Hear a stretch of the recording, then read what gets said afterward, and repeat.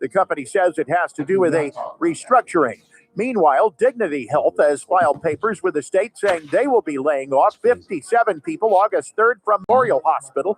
And they tell ABC 23 it's a similar situation with no exact explanations as to why those people will be losing their jobs. They are calling those permanent layoffs. You may have to retake the written driver's license test if you got your license between July of last year and April of this year. And the Department of Motor Vehicles says that's because of irregularities that were discovered on some of the test results. They have sent letters to more than 11,000 people across the state saying that if you get that letter, you'll have to make an appointment to retake the test within 30 days or your license will be canceled. A man accused of stabbing 4 of his own family members back on November 25th, 2023 at their house on Cherry Creek Lane in Northwest Bakersfield is going to a state mental hospital for treatment after he was deemed incompetent to stand trial Wednesday. A judge ordered Daniel Keith Johnson committed and criminal proceedings suspended while he is treated for possibly up to 2 years. He was naked and bloody when police found him outside the house and the wounded family members inside, they say. Opposition to a data center near Inyokern Airport is coming from at least 2 different entities. That includes the airport and those who run it and the China Lake Naval Base, both sending letters to the powers that be, including the Kern County Board of Supervisors. I'm Chris Davis in the KERN newsroom with news every half hour and when it breaks on News Talk 96.1 and AM 1230. KERN. To the rest well in a month from now, this Hollywood Big Shot's gonna give you what you want. Too late. They start shooting in a week. I'm gonna make him an offer again with you. The Ralph Bailey Show. News Talk 96.1 and AM 1230. KERN. And I've seen the promised land. I may not get there with you, but I want you to know tonight that we as a people will get to the promised land. Call in or text to 661-842-KERN. That's 661-842-5376. Listen live at KERNradio.com. Now, the host you've been waiting all day for. Live from the KERN studio, here's Ralph Bailey. Hi, everybody. And a very pleasant good afternoon to you, wherever you may be, however you may be listening, or however you may be viewing.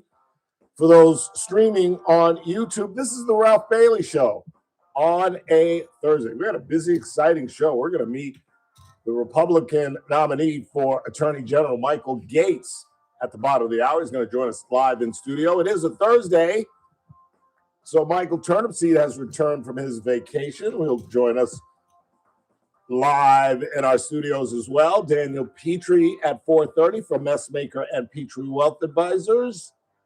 And we got a ton of stuff to talk about. I've done it again. You know. You don't know? Bailey it? The mush strikes again. But I'm not going to I can't take credit for Coco Gauff's defeat. I really can't. She lost the first set, which she does often. She battled back and won the second set 6-1 or 6-2. Uh-huh. And she's trailing in the tiebreaker in the final set for most of the tiebreaker. She finally breaks the girl, and they're 10-10. She wins the next point. She's serving for the match. She gets 123 mile per hour serve in. Please stand by. Carolina Muchova barely gets it back over the net.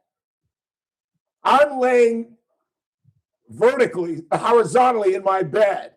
When Muchova returns it, this is match point. I leap up because I can make this shot.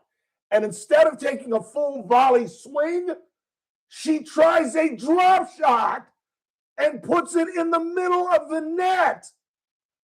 And I woke up every one of my neighbors. What are you doing? I literally was sitting in front of my television like this. I cannot believe, Coco, I swear to God, I honestly believe I could have made that shot. A drop shot? You're not Carlos Alcaraz.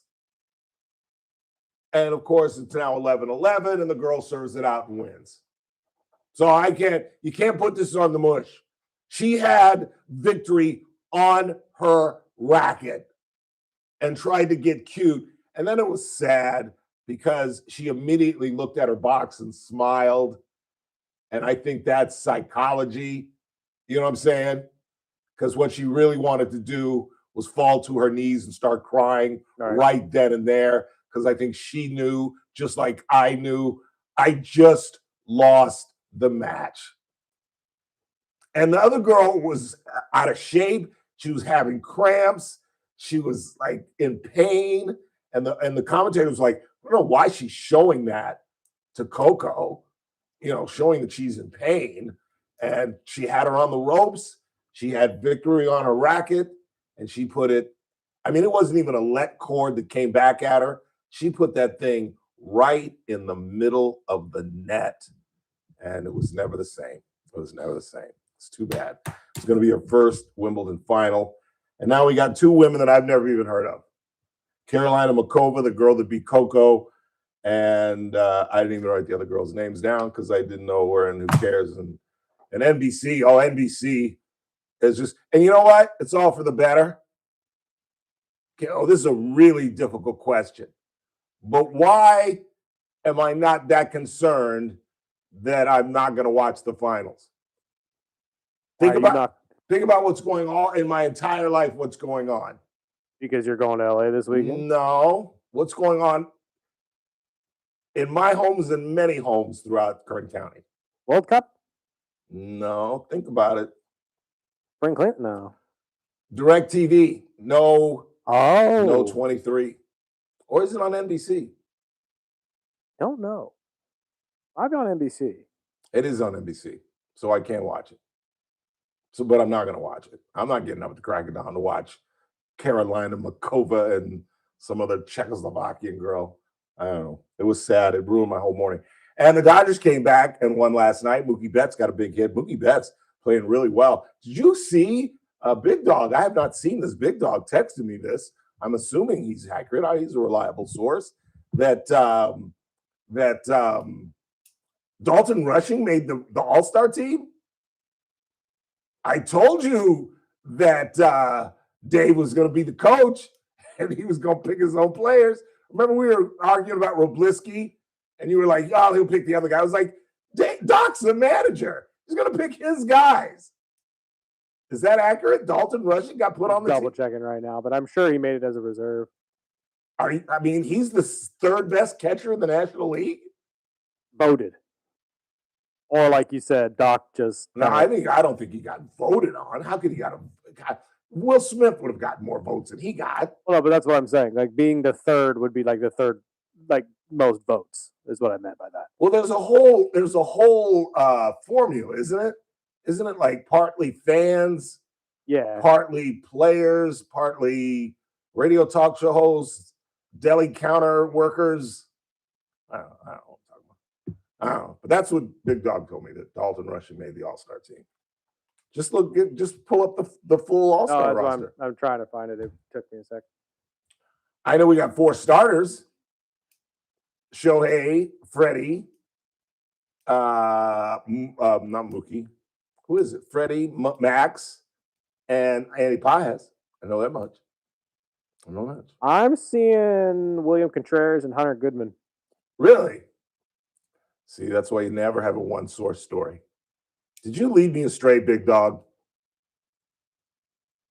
You want me to read his text? I'll read you his text. No. Let me double check. Double check. That's what I'm seeing here, and that's from the MLB website. Yeah. Hey, Siri, did Dalton Rushing make the All-Star team? I found this on the web. Why can't you just tell me? Replacing Drake Baldwin, the National League. So Drake Baldwin's hurt, so he was one of the replacements. So he's replacing somebody. Okay, that makes sense.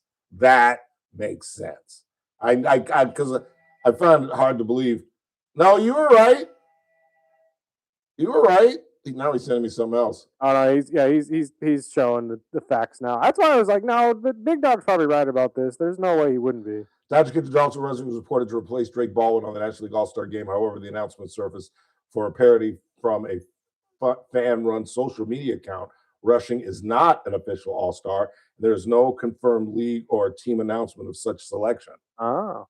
So now he's correcting himself and saying it was a. So Google AI is also lying to us then.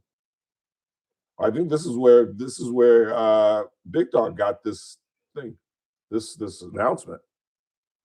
I don't know if the guy's on the team or not, but who cares? When is the All-Star game, by the way? Next week. Next week? So Monday is the home run derby. And Shohei's not in it, and your boy Sherman, Schwarzenegger, Schwindel, Sherman Tank. What's Child's name? Kyle Schwarber. What's he got, like 32 home runs? He's on a 61 home run pace. He really is. I hate to admit. Is he participating in the home run derby? Isn't the game in Philly? It is in Philly. That's why I think he is, because he said last year he would. Because he did not participate last year, correct? No. He's got to do it in Philly. I'm not seeing him, but Bryce Harper's in. So he's going to stay out because of Harper? No, he's got to get in it. Can two different teammates play? Yeah. No, they've been two of the same teammates. Like you guys had two in a couple years ago, didn't you? No, like who? Didn't Teo and Shohei go into the same year? I don't think Shohei's ever done. Not as a Dodger. I don't think Shohei's ever done it as a Dodger. But, yeah, I got to double check it. I don't remember a lot of the last couple, but by the way, Shohei just got his 300th home run. When you think about that, because hey Siri, how old is Shohei Ohtani? Shohei Ohtani. He's 32 years old, and he's got 300 home runs. And when you look at the guys that are in the 500 and 600 and 700 club, and I'm not talking about Bobby Bonds, it's just phenomenal how consistent and how talented for as long as those guys were. Like Hank Aaron. You know, Hank Aaron never hit over 40 home runs in his whole career, and he has 715. You know how long you have to do that? Like I said, Shohei is 32, and he's at 300, meaning that to catch Hank, he's got to do it all over again. Plus some, like, what? If he does it all over again and gets to 600, he'd still need, what, 3 or 4 seasons to catch Hank, let alone the cheaters, you know, A-Rod and that Bonds kid, that big-headed Bonds kid. You know, I saw him playing golf. He should be ashamed of himself. He should be ashamed of himself. Have you seen him lately? Mm-mm. Oh, he looks like $1 million. But he looks like he belongs in a Pittsburgh Pirate uniform. He shrunk back to human size. Yeah. He should be ashamed of himself because he looks nothing like San Francisco Barry. He looks like that weak left fielder who couldn't throw out Sid Bream to get the Pirates to the World Series. And if you're a true Dodger fan, you remember Sid Bream, who's about as fast as I am right now and had a brace on his leg. And still, Barry Bonds couldn't throw him out at home plate. Just ridiculous. Let's get started. We got a busy show. Just a couple of minutes. We're going to talk with the man who we hope will replace Rob Bonta in our capital as the top cop. We're going to talk with Michael Gates in just a couple of minutes. Mr. Turnipseed will join us at 4. Daniel Petrie at 4:30. Big story of the day. I don't know, what do you call the boyfriend, the girlfriend, the love interest of Tyler Robinson took the stand in a sense today in some video interview with the police. We had Clayton Campbell on yesterday who kind of defended the prosecution for this enormous amount of evidence they're providing for this preliminary hearing. And I still disagree with him. I think this is ridiculous. Are you really telling me that if they had just come in with, I don't know, the confession itself, that's not probable cause to send it to a trial? Really? On its own.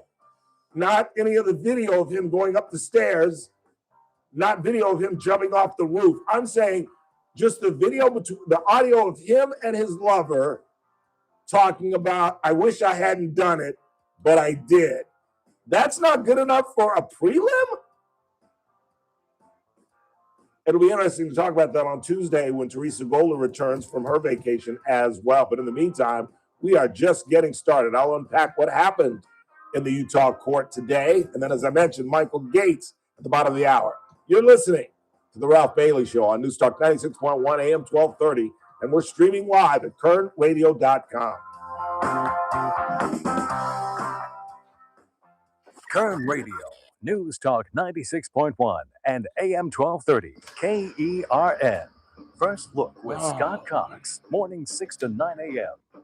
On the Friday edition of the First Look 73. program, well, let's see. We got all kinds of wacky politician news from this Plattner fella checking out to Mitch Which freezer McConnell, is probably colder, this one literally, or the but one with nobody's the talking refrigerator? about it. We got these local hospital here? layoffs and what that's all about. I hate it for people in the medical industry. Right here at News Talk 96.1 and AM 1230 KERN. News Talk 96.1 and AM 1230, KERN. You know, it must be nice to be able to retire like Serena Williams and then say, I'm unretired. Yeah. That's why you've got to be prepared for the late fourth Is quarter that in easier your to lives. send it And via that's why text? I always stress it's Okay. the smartest financial move I have ever made. Happened about 10 years ago when I became a client at Messmaker and Petrie Wealth Advisors. And the other thing I always remind you about, I've turned on colleagues here at American General Media to Daniel, and they could not be happier about what Daniel has done for them financially. Call Daniel. Yes, sir. 395-9400, 395-9400. Or just tune in on Fellas, how Thursdays. you He doing? appears here every Good to Thursday see at you. 4:30. Great. And his office is located Thank right you on the for corner getting of mine. 21st No, I'm just running in Daniel breaks. We'll be Petrie, with you just a minute. folks at Messmaker and Petrie Wealth It's Advisors. great seeing This you. broadcast Thank you is for so informational much. purposes only. It does not constitute investment advice or a solicitation for advisory services by Daniel Petrie or MPWA Incorporated, DBA, Messmaker, and Petrie Wealth Advisors. The program host is a client and receives compensation and other financial benefits in connection with this advertisement, creating a conflict of interest. Experiences discussed may not be representative of other clients. Are you craving a mouth-watering sandwich just packed with flavor? Then look no further than Caesar's Deli, where they craft some of the best sandwiches My in shoulder town. hurts Sink from your watching teeth television into all our morning. signature classic Caesar's Special, My featuring shoulder 2 hurts kinds from of watching salami, television premium all morning. ham, and the irresistible taste I of was Nona's watching the secret match meat like sauce. this It's all a morning. sandwich From like experience that you 6 to won't like 9 forget. o'clock. That's not the only sandwich they offer. No. That sucks, Satisfy dude. your cravings with a savory That's smoked just turkey old age. sandwich, or indulge That's all that yourself is. with the loaded pastrami. Or for the adventurous eater, they offer pickled tongue. And here's the best part. Caesar's Deli has incredible lunch specials that are designed to fill you up without emptying your wallet. Plus, did you know that Caesar's Deli has a full-service deli offering a variety of over 60 meats and cheeses? Someone just texted in that Wimbledon's on ABC. It is on ABC, so Yeah. I'm screwed. Yeah. That's what I thought. Visit Caesar's Deli today and taste the difference for yourself. Located at the corner of Brimhall and Callaway, behind the beautiful water fountain. Look, folks, you already know that your garage door is a very important part of your home, from the overall look of the place to the safety and security it provides. So obviously, you should only trust the service, repair, and maintenance of your garage door to the pros at King Door Company. Their skill and product knowledge are unmatched in the industry, and that's no accident. The techs at King Door are rigorously trained at the King Door Academy. That's right. King Door has an in-house training facility to make sure your job is done right on the first try. They're trained in all the latest equipment, tools, and techniques. They even learn how to listen to customer concerns through role-playing exercises. And you'll see how well all this training works when they show up right on time in fully stocked service trucks with all the parts and equipment to service or repair any garage door. Like I said, your garage door is a very important part of your home, so leave it to the pros at King Door Company. Schedule your appointment today at kingdoor.com. Hey, King Door Company, don't the play company that with the stuff pride now. of a lion. Hey folks, Scott Cox here, host of the First Look with Scott Cox radio program. You are listening to the Ralph Bailey Show right here on News Talk 96.1 and AM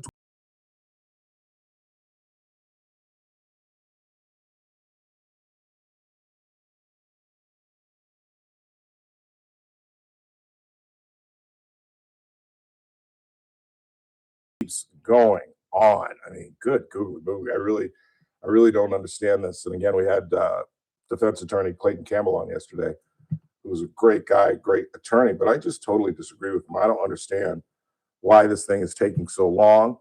And as I talked about the defense, this Catherine Nestor is infamous or famous, however you look at it, for just diverting from the point, and she has no case, and don't tell me there's no such thing as an open and shut case. I know attorneys can't say that. It's like, a football coach saying that there's a sure win. There's no such thing as a sure win, but this is an open and shut case. I mean, give me a break. They only have a few facts against the kid. They only have DNA on the rifle. They only have video of him going back and forth before the shooting, during the shooting, after the shooting. They have him changing clothes. They have him limping, presuming that he's got a rifle stuck in his pants. They've got the parents calling the sheriff's department, ratting him out. They've got the audio videotape where he says to his lover, this Lance Twiggs, who testified via a deposition that he did, or an interview he did with the sheriff's department there in Utah, I'm going to turn myself in. Then there's the famous note that he left underneath his keypad that he told the lover to go look at after he left, that read, "I had the opportunity to take out Charlie Kirk, and I'm going to take it." Now, if that's not enough for probable cause to take something to trial, hell, they've got enough evidence. This is one of the first, again, I used to cover the courts for newspaper and television, and they've got enough evidence in the preliminary hearing to convict the guy right now. Are you kidding me? All the DNA, the parents, and I didn't get any of the audio of the interview because it was audio of audio. You see what I'm saying? In other words, it wasn't just pure audio that we're stealing. It was them examining audio tape. So it's like third hand. So by the time you heard it, because listening to it from my television was like, what? Huh? And I had to turn it up, and it was bad, just bad audio. So to transfer it to us a third time would have been horrible, but it was telling, to hear him talk about what this kid said and how he regretted it. And it will be incredibly compelling when that kid, this Lance Twiggs, takes the stand and has to read his own text messages and has to read that note. Could you read the note for us that he left underneath the legal pad? Well, he said, "I had the opportunity to take out Charlie Kirk, and I'm going to take it." Mr. Twiggs, can you confirm that that's your lover's handwriting? Yes, I can. I mean, what other evidence do they need? What is Nestor possibly going to put forward to defend this kid? And that's why this is all about diversion. I told you they made allusions to some holster that was found somewhere. They tried to get rid of one of the prosecutors because his daughter happened to be on the campus that day. This is all about diversion. And again, I completely understand our judicial system. I'm not a moron. Everyone, every single person, even the most guilty, deserve representation. I get it. But this is nuts. I think the judge should have stepped in and said, you know what? This is enough. I've seen enough. Let's move along. This is definitely going to trial. Is there anybody? Is there one human being that can hear my voice that has even an inkling that this is not going to trial? Really? So what are they doing? If I'm a Utah resident, I'm like, why are you spending my taxpayer money on this preliminary hearing that seems like a trial? You had me at, I had the opportunity to take out Charlie Kirk, and I'm going to take it. I mean, they could have presented that note and said, "We rest, Your Honor." Now let's see the defense. Let's see the defense stave this off. We'll see what happens. I guess I don't know. It's going to be an interesting case, and I don't know why Erica Kirk is there for a preliminary hearing. I guess she's going to see the whole thing out. I don't know if I could do that, because they had an argument about the video, and we all know what the video is, and whether or not it's going to be. They said they're going to redact some of it, so I'm assuming we're not going to see, nor will the media see, the kill shot. But how they can sit, apparently, I don't know if Donald Jr. was back in the court with him or not, but how they can do that, I really don't know. Meantime, real quick before Mr. Gates gets in here, the Democratic Party is still scrambling up in Maine. So fun to watch. So fun to watch these hypocrites trying to scramble to fill in for their Nazi. You know what I'm saying? And it was just so much fun last night. I barely watched the Dodger game because I had to watch all the CNN shows to watch all the Democrats kind of swirl and, well, what about, and what about, and what about? Because that's the only thing they got is Donald Trump. That's all they got. You put up with Trump, yeah, Trump's a bad guy. Character-wise, there's no bigger, I'd vote for him again. But character-wise, I'm a big critic of the president's, but he's not a Nazi. And how in the 21st century, being connected to the Third Reich doesn't immediately disqualifies you says so much about the Democratic Party. And now here comes the other wave, the Democratic Socialist wave, where Hakeem Jeffries and Chuck Schumer are going to get swept away because as failed as socialism is, it's going to be incredibly popular for a little while with this younger, because remember what the demographic is for socialism. You would think it's poor folks. You would think it's blacks and Latinos and folks in ghettos. It's not. It's really not.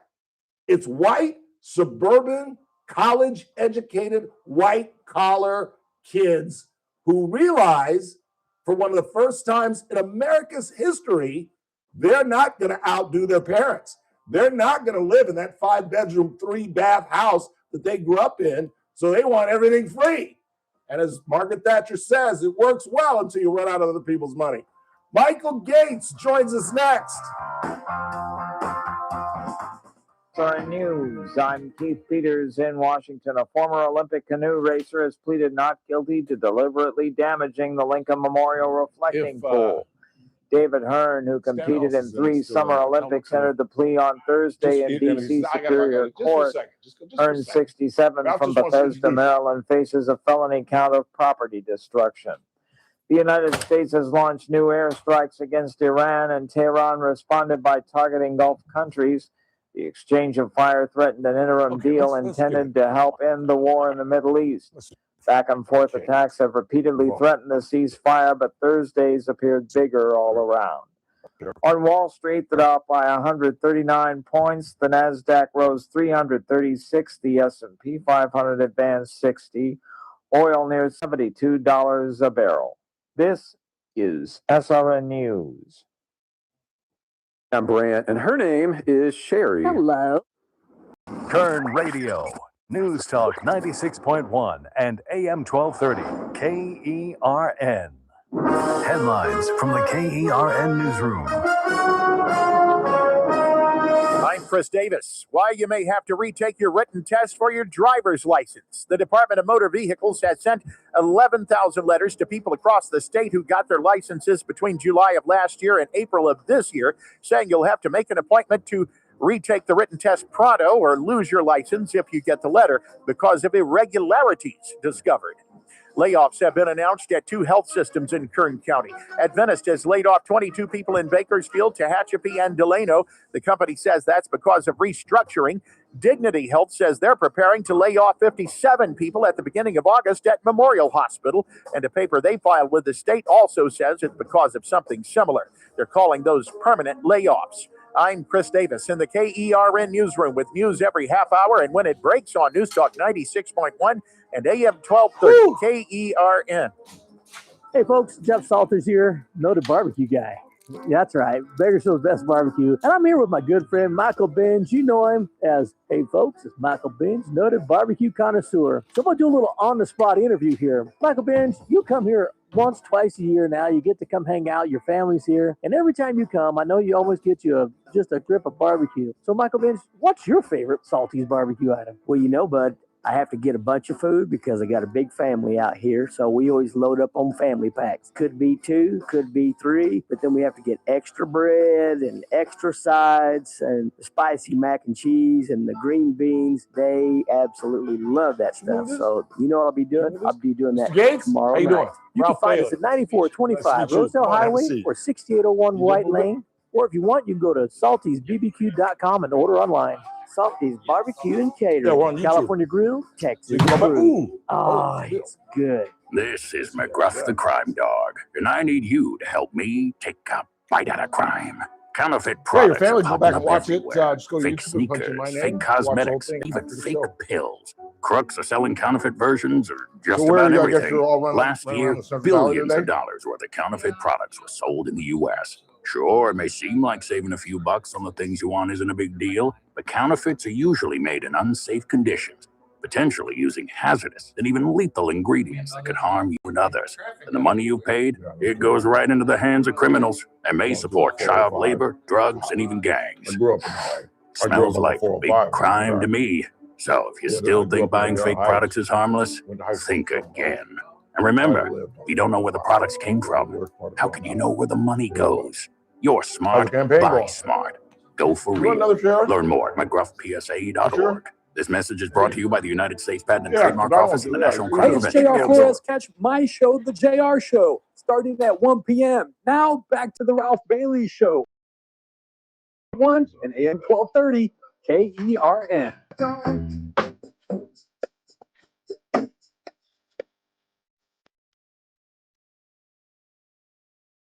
So, it'll rain soon.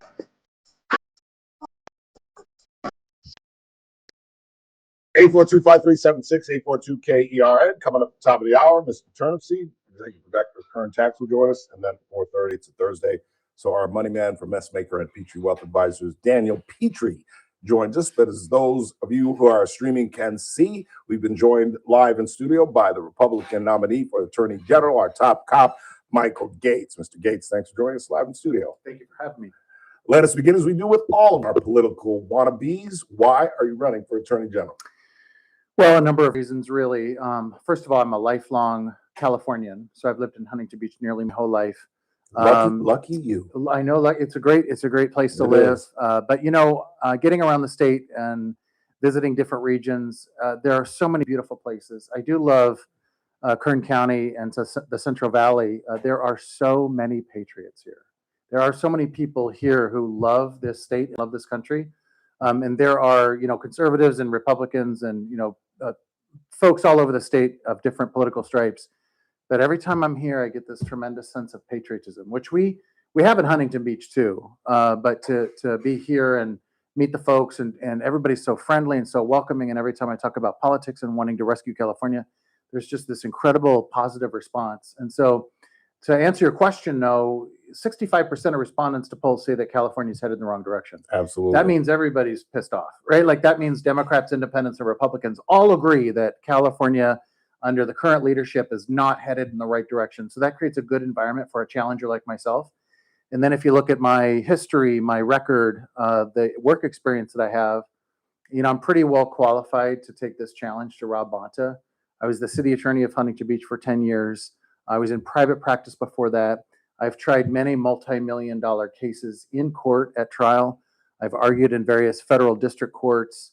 I've argued various appeals in the Ninth Circuit and the Court of Appeals. I'm even a member of the U.S. Supreme Court bar. So if called upon to, you know, make argument tomorrow, I could fly back to D.C., appear before the U.S. Supreme Court, and make the argument. So I just have such a rich experience in my legal career.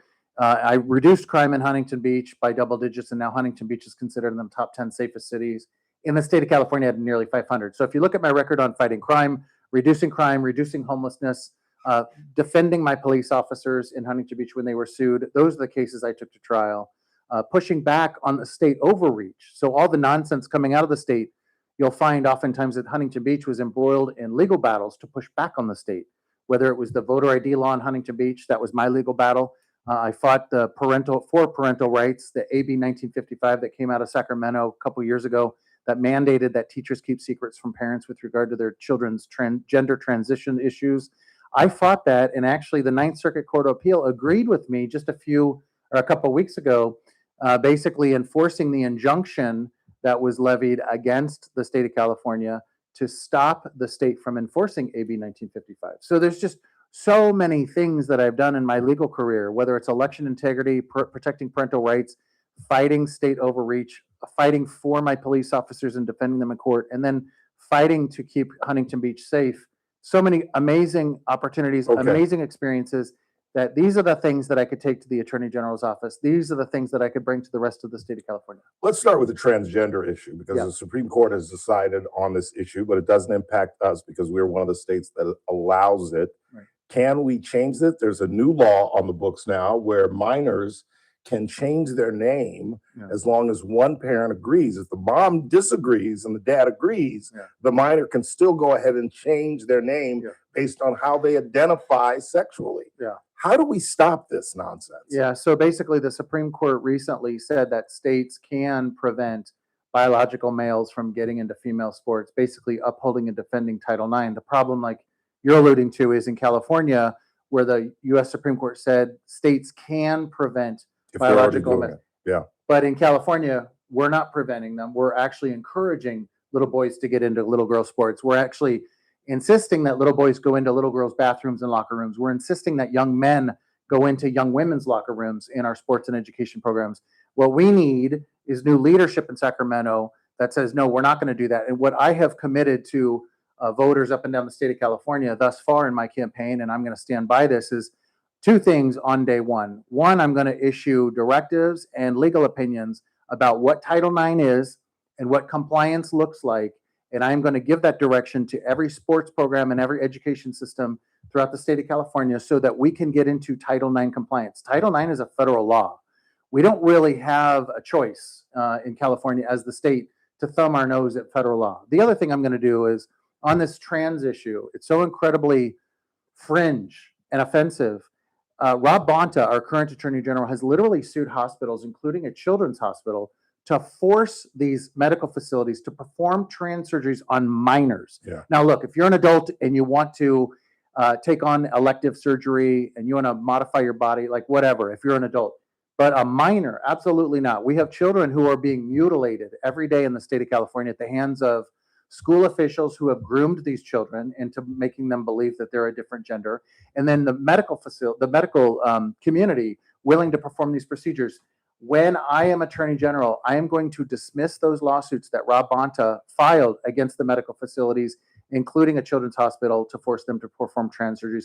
I'm going to dismiss all of those lawsuits, and then I'm going to issue a press release to the entire medical community that if you mutilate a child, I'm going to criminally prosecute you. Yeah. When I am in office, I'm going to protect our young people up and down the state of California, and they will not be mutilated. They will not be abused. I am going to come to their protection. Michael Gates is our guest. He is the Republican nominee for Attorney General, taking on our top cop, Rob Bonta. Speaking of part of the problem, talk about Rob Bonta and why he is such a hindrance to law enforcement in the state of California. Yeah, and I think people may underestimate the authority and the impact of the Attorney General on the state of California. So a lot of the problems that we see in California today, people are pointing to Gavin Newsom, like, oh, Gavin Newsom's a bad guy.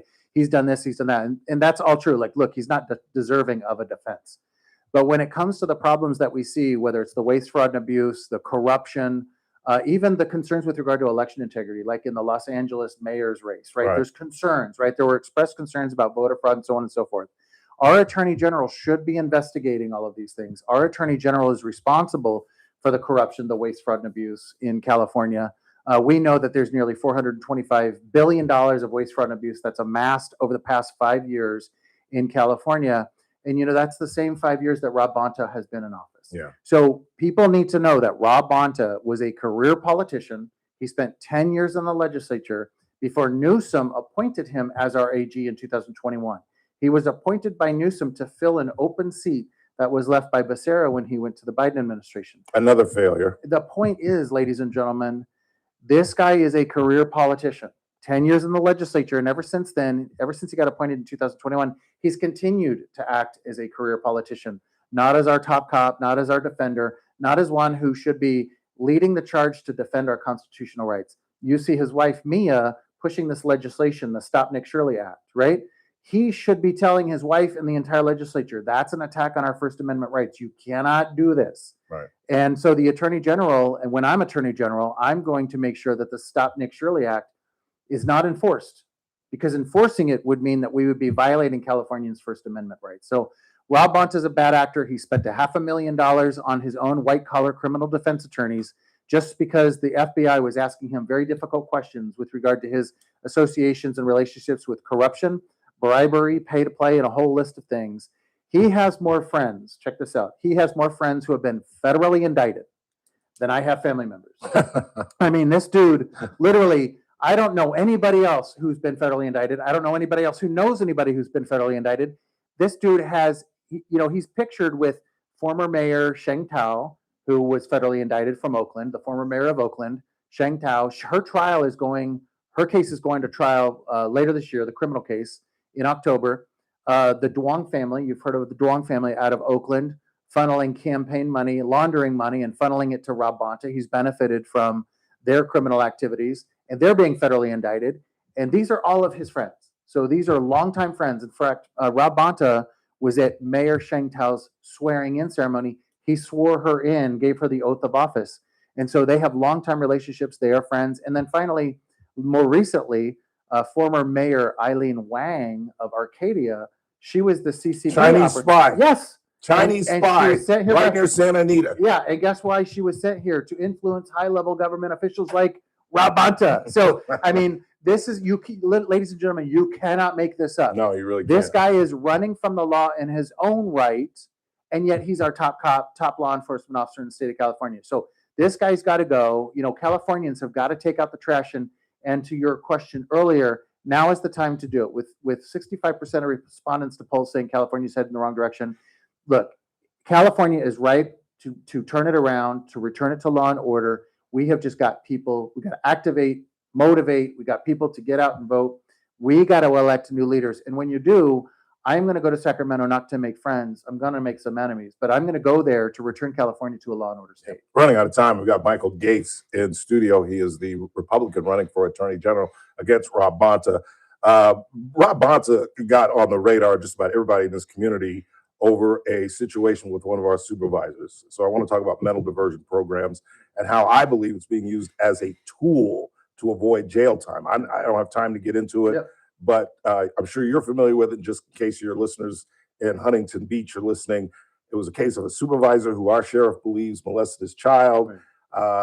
He was not charged with a sex crime by the AG's office because his aunt is our DA. It had to go out of Kern County. So it went to Bonta. He put down what my attorney friends say was a very inexperienced attorney to take on one of our best criminal defense attorneys and one of the best criminal defense attorneys in the state. And they maneuvered this mental diversion for this cat. And this community is livid about it. And I'm sure you're aware, State Senator Shannon Grove has endorsed you, has got a bill that's going through the legislation to try to change this. What can you do as Attorney General to change this mental diversion program? Move it away as a tool that's being used. Yeah, look, all of these programs that have been put in place to basically relieve people or allow them to avoid accountability have got to be reined in, right? There's no reason or suggestion that we should do away with the programs entirely. No. But they've obviously been abused, right? And look, people have mental issues. They've got all kinds of issues. There are various reasons why people commit crimes. But at the end of the day, no matter what your circumstances, you have got to be held accountable, because that's the best diversion program, right? Like, if you are going to hold people accountable, send them to jail, full sentences, send them to prison, full sentences, that's going to send a signal to the rest of society. Like, look, you commit crimes too, you're going to go to jail. Like, what we want to do, frankly, is hold those who have committed crimes accountable on the one hand, but send a signal to the rest of society too that we're serious about law enforcement. And if you commit crimes, you too will be held accountable. That's the best way to keep people from committing crimes. So we want to use it as a deterrent. We want to make sure that we are tough on crime, and we send a signal, not only in terms of the messages directly to those who have committed crimes, but also to the rest of our society that, look, we are going to enforce the law. We're going to be serious about criminal law enforcement. And that's how we maintain an orderly society. We have chaos everywhere. You saw the videos coming out of Newport Beach on the 4th of July. Crazy. But also videos coming out of LA, Long Beach, so many other cities. There's chaos everywhere. Why? Because people think it's okay, it's acceptable, they can get away with it. And we have got to change that culture in California. We've got to change our reputation, and we've got to take a stand. Look, once we return California, every city in California to be to safety, to a safe community, just like Huntington Beach, then those communities are going to prosper too. Families will be safe, businesses will be safe, and businesses will prosper. When we have law and order back in the state of California, people are going to suffer less and there will be more prosperity. But we have got to get serious about this. California is ranked 6th in highest in crime in the nation out of 50 states. 6th, according to FBI data on violent crime. Yeah. We are one of the most dangerous states to live in because of Rob Bonta. Yeah. Yet my city of Huntington Beach, under my leadership, one of the safest cities in the state to live in. And I use the same laws on the books that are available to Rob Bonta. I had no magic in Huntington Beach. I literally had a different attitude, a different approach. I was tough on crime, no excuses, no exceptions. And we can have that for every other city in the state of California by enforcing the same laws on the books available to me and Rob Bonta. His state's one of the most dangerous states in the nation. My city, one of the most safest cities in the entire state. I'll leave you with this. If I could provide you with that magic, what would be your main priority to keep California safe? Well, working with all 58 of my district attorneys and all 58 of my sheriff's departments. So the Attorney General has purview over all 58 counties. That's all 58 sheriffs and DAs. Rob Bonta has never even met some of our DAs and sheriffs. I'm going to work with them on a daily basis. They will all know me well. I'm going to work with them to enforce the laws. We're going to be tough on crime. We're going to enforce Prop 36 on the one hand on the first day with or without funding. We're going to enforce Prop 36 on the one hand. On the other hand, I'm going to make sure that there's a new ballot measure in the future, hopefully in 2028, that repeals Prop 47 and 57 and reverses AB 109. I want to go back to the pre-Prop 47 and 57 days where felonies were felonies, misdemeanors were misdemeanors, and we enforced the law and we kept our community safe. Yeah, because that's one of the biggest things. The sentencing is what amazes me sometimes. No, it's ridiculous. We had a child pornographer and human trafficker who got 4 years. And he's got 10 months of time served, so he's going to do about 2 years. For being a pimp. I don't understand that. And my goal is through the prosecutors, through my district attorney's offices, through showing up in court every day, being serious about the law, being tough on crime, that the judges too take signals from my prosecutors that, hey, we need to be tougher on crime. We need to hold people accountable. We need to be better at sentencing and putting people in prison and people in jail. And look, I get it. It's not about filling up the jails. It's about keeping our streets safe for our innocent families, for our innocent business owners. We want California to prosper again. California is, like I said, one of the most dangerous states in the nation to live in. We should be the safest. We should be number one in every category. And we're not. We're failing in nearly every single measurable category. And that's got to come to an end. And look, I have a reputation in Huntington Beach as a city attorney of being a fighter for the folks, fighter for everyday Californians. I want to go to Sacramento and I want to continue to fight for everyday Californians. Like I said, I'm not going to go to Sacramento to make friends. I'm going to make plenty of enemies, but I'm going to go there every single day and fight for the folks. Michael Gates has been our guest. He's the Republican candidate for Attorney General, as we do with all of our candidates. Give you one last opportunity to tell our listeners why they should vote for Michael Gates. Because I'm going to return California to a law and order state. We're going to get rid of the lawlessness. We're going to end the corruption. And when I fight the corruption, for instance, and lower crime, but when I fight the corruption, for instance, I'm talking about not lengthy and protracted investigations that lead to nowhere. People are going to go to jail for the waste, fraud, and abuse that we have seen. And I'm going to use the criminal justice system to claw back that money and return it to the taxpayer. Just want people to know there's a lot to do on my docket. I am going to get it done. I'm going to fight for the folks every single day. And if you want to learn more, you can go to my website, gates4ag.com. That's Gates, the number 4ag.com, or you can search for me on social media. Michael Gates, hopefully the next Attorney General of the great state of California. And a quick shout out to State Senator Stan Ellis for helping us set this up. Stan, we appreciate it. He was here for just a moment, but he had to slide out. Thank you, sir, for joining us. We appreciate it. Thank you. Michael Gates, quick time out. Not a lot of time before we get to the top of the hour. Michael Turnipseed joins us. It's a Thursday. At the bottom of the hour, our money man, Daniel Petrie. In the meantime, you're listening to The Ralph Bailey Show on News Talk 96.1 AM 1230. We're streaming live at kernradio.com. Sweet. That was great. Kern really Radio, good. That was really News good. Talk Thank you. 96.1 That was great. Yeah, and thank you. AM 1230. Good luck. You're looking to KERN. beat this guy. First Good, Blood good, with Scott Cox, morning 6 to 9 a.m. Yeah, that's what I On the heard. Friday edition of the First Look program, he's well, let's see. We got all What do you think kinds about of Hilton? wacky Give it a shot? politician news from this Plattner fella checking out to Mitch McConnell, probably Yeah, literally, well, but nobody's talking about it. You he's got these 25. local hospital layoffs and what that's all about. I hate it for people in the medical industry. Right here at News Talk 96.1 at AM 1230 KERN.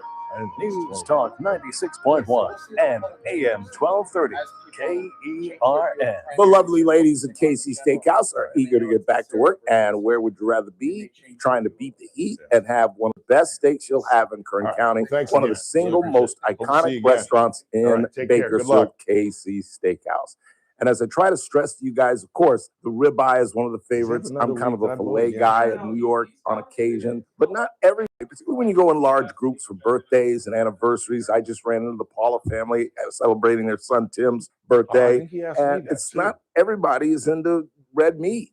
That's why 25 Chef Daniel has points. advanced the menu. I've told you about the chicken breast that I He'll- get, the Ralph Bailey. he's It's gonna covered get in a routed mushroom down and the spinach syrup. creamy sauce, the different fish Jeez. dishes, the halibut, the swordfish, the mahi-mahi, and even the blackened cod, which is something new that they put on the menu as well. And the lobster mac and cheese, the fettuccine alfredo with chicken. Are you kidding me? It is a vast menu. Chef Daniel does an incredible job. Don't forget about live music Tuesday through Saturday. And don't Can't forget wait to about put the my water. Stockyard next door. It's KC Steakhouse, longtime sponsor of the Ralph Bailey Show. On BritBox, Yeah. there is a place where stories twist like cobblestone roads, grand manners hide secrets, and stakes are higher than seaside cliffs.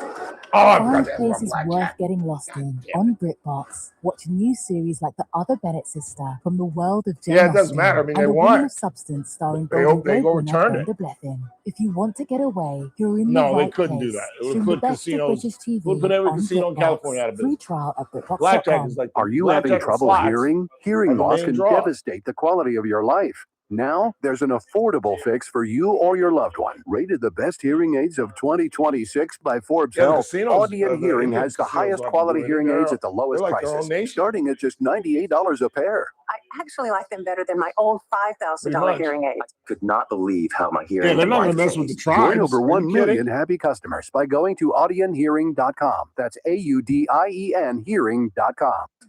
Carpet Outlet Plus. Every day is sale day. No one can beat us, no one can touch us. You won't find better prices. Shop and compare, we don't care. Take a look our way and come into Carpet Outlet Plus. Every day is sale day. Carpet Outlet Plus is celebrating 30 years in business by offering you no interest financing for 12 months. Head over to carpetoutletplus.com to apply now. You can get new waterproof flooring and comfy carpet in the bedrooms, all from one trusted place. Over 70,000 customers can't be wrong. It's probably been time to change your floors for a while, so call, click, or stop by today. Carpet Outlet Plus, 3.5 blocks west of 99 on Rosedale Highway. Carpet Outlet Plus. Every day is sale day. Hey folks, Scott Cox here, host of the First Look with Scott Cox radio program. You are listening to the Ralph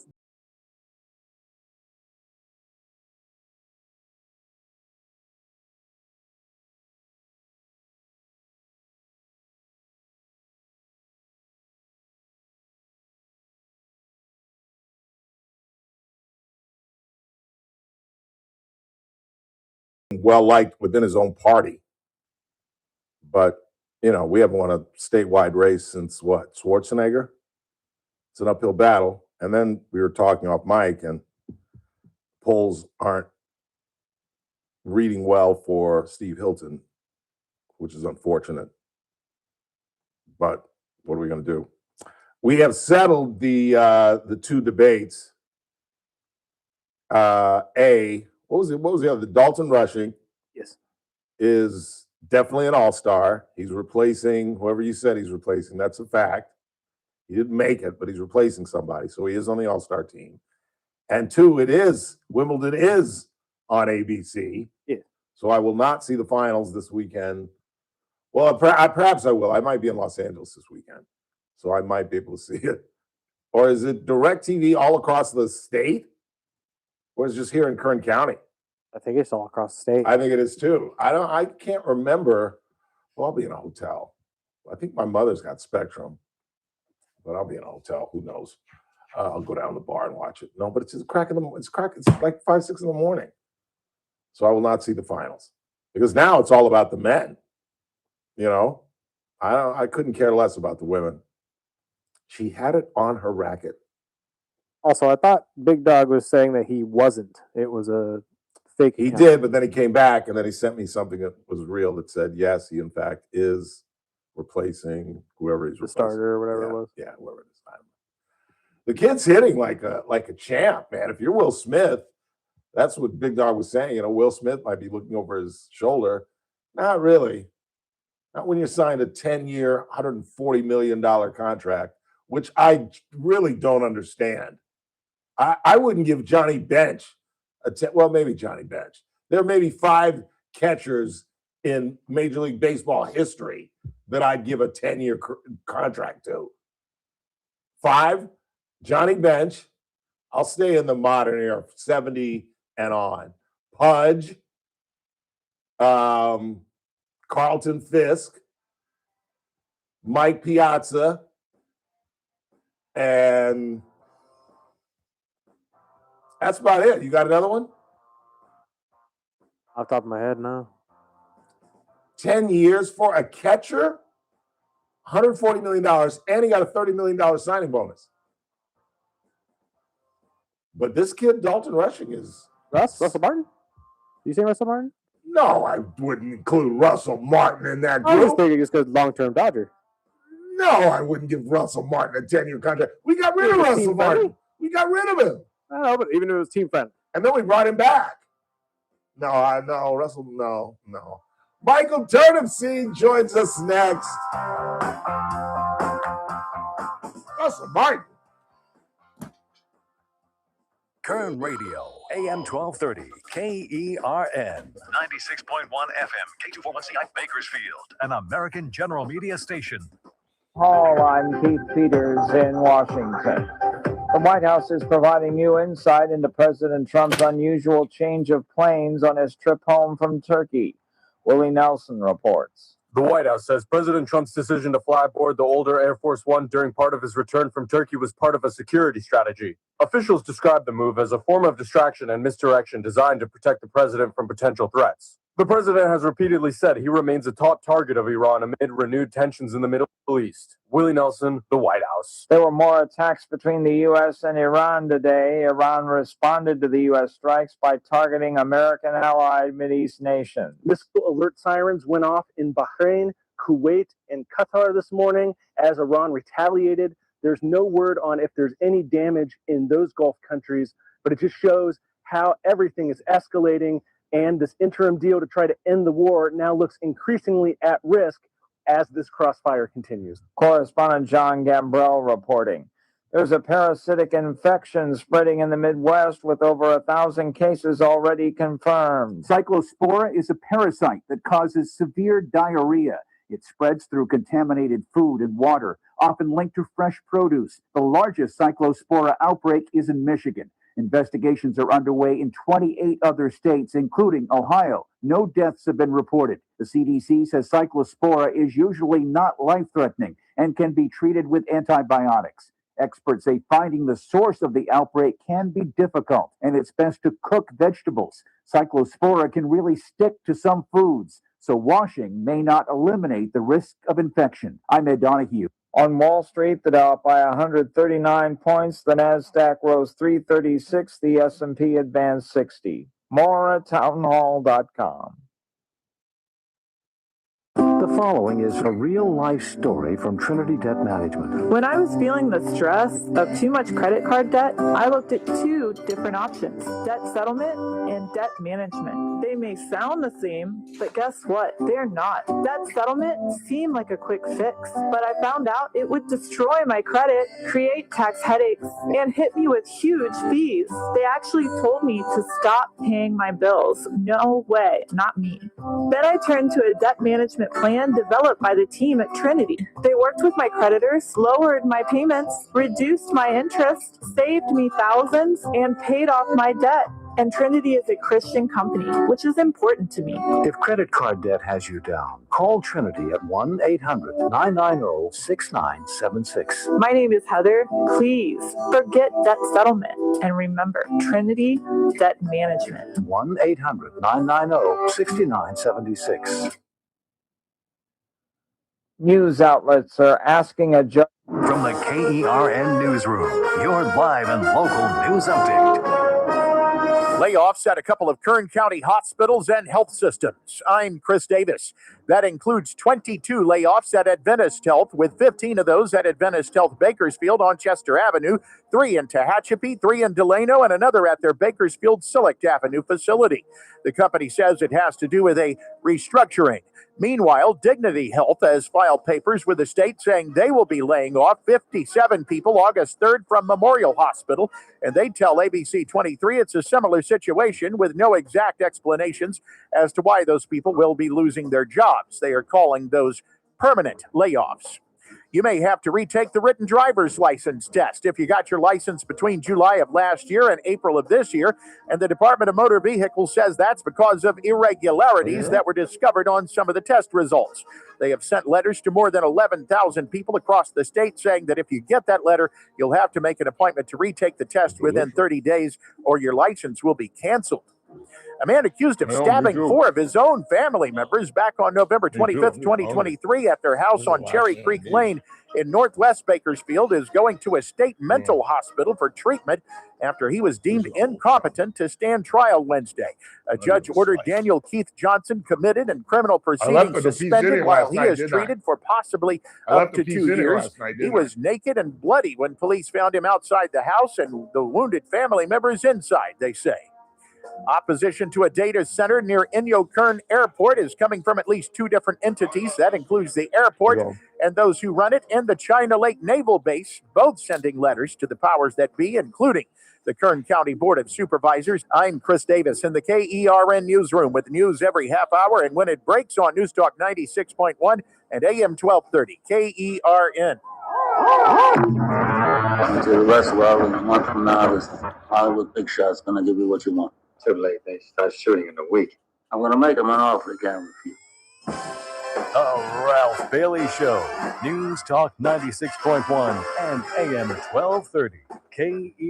And I've seen the promised land. I may not get there with you, but I want you to know tonight that we as a people will get to the promised land. Call in or text to 661-842-KERN. That's 661-842-5376. Listen live at KERNradio.com. Now, the host you've been waiting all day for. Live from the KERN studio, here's Ralph Bailey. Hour 2 of the broadcast on this Thursday, 9th day of June. This is the Ralph Bailey Show on News Talk 96.1, excuse me, AM 1230. And we're streaming live at KernRadio.com. Coming up bottom of the hour, we'll talk money with Daniel Petrie. I saw my Messmaker account took a little hit this month. What? What? We'll talk with Mr. Petrie at 4:30. And I've got some of the miscellaneous news and notes to get to. We'll talk about the case of David Hearns, the Olympic canoeist who's being charged and indicted with a felony. He was in court today. We'll talk about that. We actually have a bear story. And for those that weren't with us yesterday, you have no idea what we're talking about, but we're talking somehow stumbled staggeringly, haphazardly into bear stories. Because you were talking about where you were going on vacation. You said you were going to go back to visit the bears. That's right. I was going to go back to Pine Mountain Club, where bears roam the neighborhood as if it was their own because they have some knucklehead up there that's feeding the bears. So he's bringing the bears down. And as Howard pointed out, we talked with Howard Marcus about this because he started telling his bear stories because he lives up the mountain, up in the hills. It only endangers the bear. You know, if you think you're doing the bear a favor by giving him Alpo or your leftovers from last night, you're not. Because all you're doing is inviting them down to encounter people, and then once there's an accident, they're going to kill the bear. So you're causing the death of Yogi. Should be ashamed of yourselves. We've got a real life bear story that's out of Lake Tahoe that I'll tell you about. And the missiles are firing again from Iran. When I thought we completely decimated them. Isn't that funny? Jordan now was the target, and they had to intercept several missiles. as this war continues. And the president was right yesterday by saying, ceasefire is over. Told you, tried to tell you, we'd never get there. We'd never get to 60 days. Never, ever. The IRGC is running Iran, not the idiots that are meeting with Jared Kushner and Steve Witkoff or the vice president. Meantime, I'm all alone in studio, but apparently Mr. Turnipseed is with us via the Rogers Brandon Global Telephone Network. What caused you not to be able to come into studio? You have a broken leg or something? I'm not in town, Ralph. I I want to keep my date with you. You act like I'm breaking my date with you. Well, I'm just using the Rogers Brandon Network. I understand. As a tool so I can be with you every week. Well, I appreciate that. Are you still where you were, or are you on a new adventure? No, still hanging out over here. It's too nice, too hot at Bakersfield to come back. Oh, you have no idea. Tomorrow, the wave starts. Tomorrow, we're going to average about 104 for like the next 4 or 5 days. That's what the paper told me. And I said, well, I might as well stay here 4 or 5 more days then. I don't blame you. I really don't blame you. I think I'm headed to Los Angeles, my damn self. Well, good say hello to your mother. I will. You know, she had a heart attack, Michael. Do you know that? I did not know that, Ralph. I'm sorry. Yeah. You okay? She's fine, but they're concerned. You know, she's been on dialysis for a couple of months, and they're most concerned about her kidneys more than her heart. Yes, some of these medicines really affect your kidneys badly. Yeah. And the worst thing you can do is not take care of your kidneys, because if you don't, you end up on dialysis. We all know how yucky that is. Yeah. 3 days a week for 4 hours. She goes at like 4 a.m. It's horrible. Oh, it's terrible. Yeah, it is. It absolutely is. What's on your mind, sir? What are we talking about this afternoon? Well, the thing that's always on my mind is it's been on my mind this whole last 4 months is, dealing with the city and their creative bookkeeping and what they do to think they they come up with a balanced budget, yet they've spent $74 million more than what they brought or projecting to bring in revenue. And that's not the way I was raised with numbers. And it's just kind of a silly thing. And the fact is, right up the road, all they have to do is go to Tehachapi. Everything that I've been preaching with them to do, Tehachapi's been doing for the last several years. Yeah. And one thing is looking out and projecting 5-year budgets. They project a 5-year window every year when they do theirs. It's not 1 year at a time. They're looking out and they're planning ahead. They don't spend their reserves. This year they're increasing their reserves. They've hired 4 police officers. They've done all kinds of good things. They're doing something right, and Bakersfield certainly isn't doing something right. Was it Eric Arias that challenged one of your community letters to the newspaper? Did you see that? Oh, yeah, he did. Yeah. What'd you think of that? Well, he didn't address the problem. He really didn't. He really didn't. He just called you out. He just wanted to be called out because he's up for re-election this year. But he didn't. I had one that I already had put in the paper last week before I left town, and it ran today, and it basically showed that if you gotta do your homework. I mean, there are structural problems in the budget that the council didn't even mention. And Mr. Clegg, back in March, said, our most important priority needs to be how we increase our income, tax base. You have to bring people in. It's called economic development. And they're not spending any more on economic development, so they didn't listen to him. And the idea is the only way you generate more tax money is tax base. You're not going to pass another sales tax after all the escapades of Measure N. They're lucky they don't get repealed. And if that happens, the city's toast. Yeah. Have they really toast? Have they made any sincere conversation about re-examining marijuana? You know, I haven't heard of that, but I am meeting with Mr. Clegg. I'm in town next week, and Mr. Clegg and I have a meeting. So I will add that to the agenda. It's a great, great revenue stream. Yeah, and the politics are what the politics are, but it is a great revenue stream. But you've got to keep certain standards. You've got to make sure they're not. There's places that we had illegal places open. I know people complain about. I've heard, like in Oildale and other places out in the county, they're up, they're down, they're closed. But anyway, there needs to be a structure. There needs to be things, and the city needs to aggressively start looking at increasing its economic base.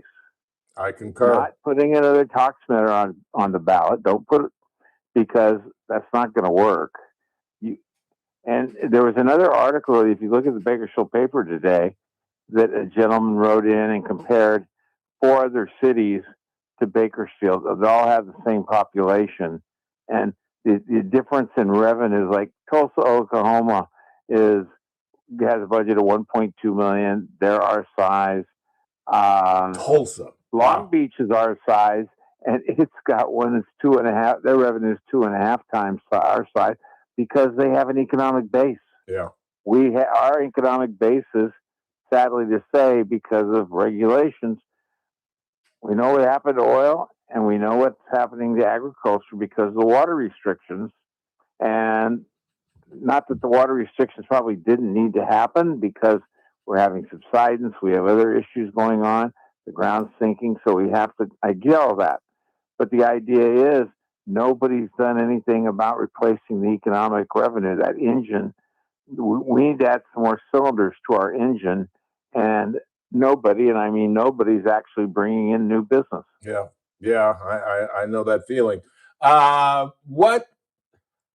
much of this would you put on 20th century leaders who continue to rely on arguably 2 of the most fluctuating industries that there are?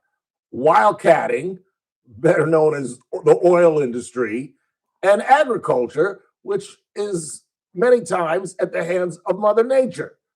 How much of this is on those folks in the 70s, 80s, and 90s? Well, if you look back at like Tulsa, Oklahoma, they've gone through, there's always been earlier busts. Oil markets collapse. Sure. And that's markets. And they've gone through their problems. And actually, they have one of the better models of economic development. What they did, they got the community together, and they figured out how to start recruiting high tech and some other things coming into these cities. 4 cities that were mentioned.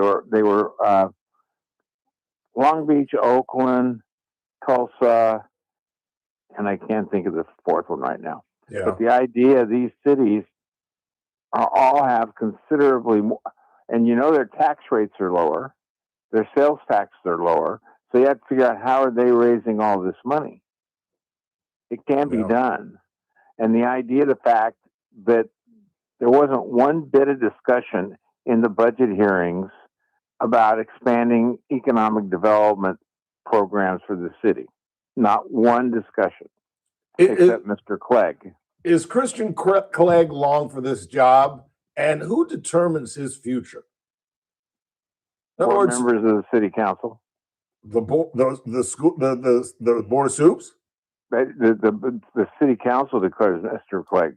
4 members, if they want to vote He's Mr. the city Clegg out, manager, they Ralph. can do that tomorrow. That was the stupid. I was just saying to myself, he's the city manager, Ralph. That was the dumbest thing I've ever said on this show. The county? Ralph, you're The getting county? old, Ralph. You're I getting really old. am. I really am. So how do we move off of Christian Clegg, or is it too early to be talking about that? It is not. I don't blame Mr. Clegg for doing what his job is. His job is to do what the council tells him to do, because he works for them. They're his boss. They set the parameters. Just like if you looked at the last meeting, even though this budget was not a good budget, it technically balanced because they used reserves and other things to balance it. Right. They went and spent another $3, $4 million, $5 million on pet projects that wasn't in the budget because they don't understand what it means not to have a structurally balanced budget. If eventually you're going to run out of toys, you're going to run out of reserves, you're going to run out of smoke and mirrors, and that's when it really gets ugly. Yeah. But you won't run out of things that you can say you accomplished for your ward. That's that, especially in an election year. Exactly. But it was amazing. If you look at the paper today, and there's a gentleman who wrote an article that was right next to mine, and he's the one who brought up these other 4 cities, and he has reaffirmed what I've been saying for the last 6 months, that you can't keep kicking cans down the road. It's going to come back to haunt you, whether it's sewer, whether it's a consolidated maintenance district, whether it's a lack of having an economic development plan. And that's the council's responsibility. Yeah. They set the parameters of the budget. And the staff's job is to deliver a budget to them that fits their parameters, because the council approves it and makes a recommendation. They approve it and they're responsible for what's in the budget. But how much work do they really collectively or even individually put into this? I'll answer that question. I think very little. I think very little. They keep submitting their pet projects. Exactly. There's no cohesion. There's no collusion's a bad word, but there's no cohesiveness. There's no teamwork. It's all about here's what I want to do so I can say this on the campaign trail. But but it doesn't fit in with the budget, or it's not logical. But it doesn't matter because there's no cohesion. There's no working together as a group to present something to staff or the city manager. And what they wait to do is for staff to tell them yes or no or where to go. And it's just so. Ralph, at the next meeting I attend, because I didn't know that Tehachapi had the 5-year plan that most people are advocating it do that. They look ahead, try to project their numbers, and try to plan ahead so you're just not making the cliff higher to fall off of when you get to the end. And I'm going to recommend that they take a field trip up to Tehachapi and talk to the city council up there on how to create a budget. Oh, they'll love that. They'll love that. The idea that so why not? I know I love it. I might go with you to see this. This ought to be rich. The idea that they don't have an economic development plan is criminal. And they should all be removed. Every last one of them. Every last one of them. Even the beautiful Miss Core. They should all just be removed and replaced, a whole lot of them. It's crazy. Especially in March, your city manager made an impassioned plea that we have to start doing something. And one of the city council members at the same meeting said that they spent $1 million on economic development.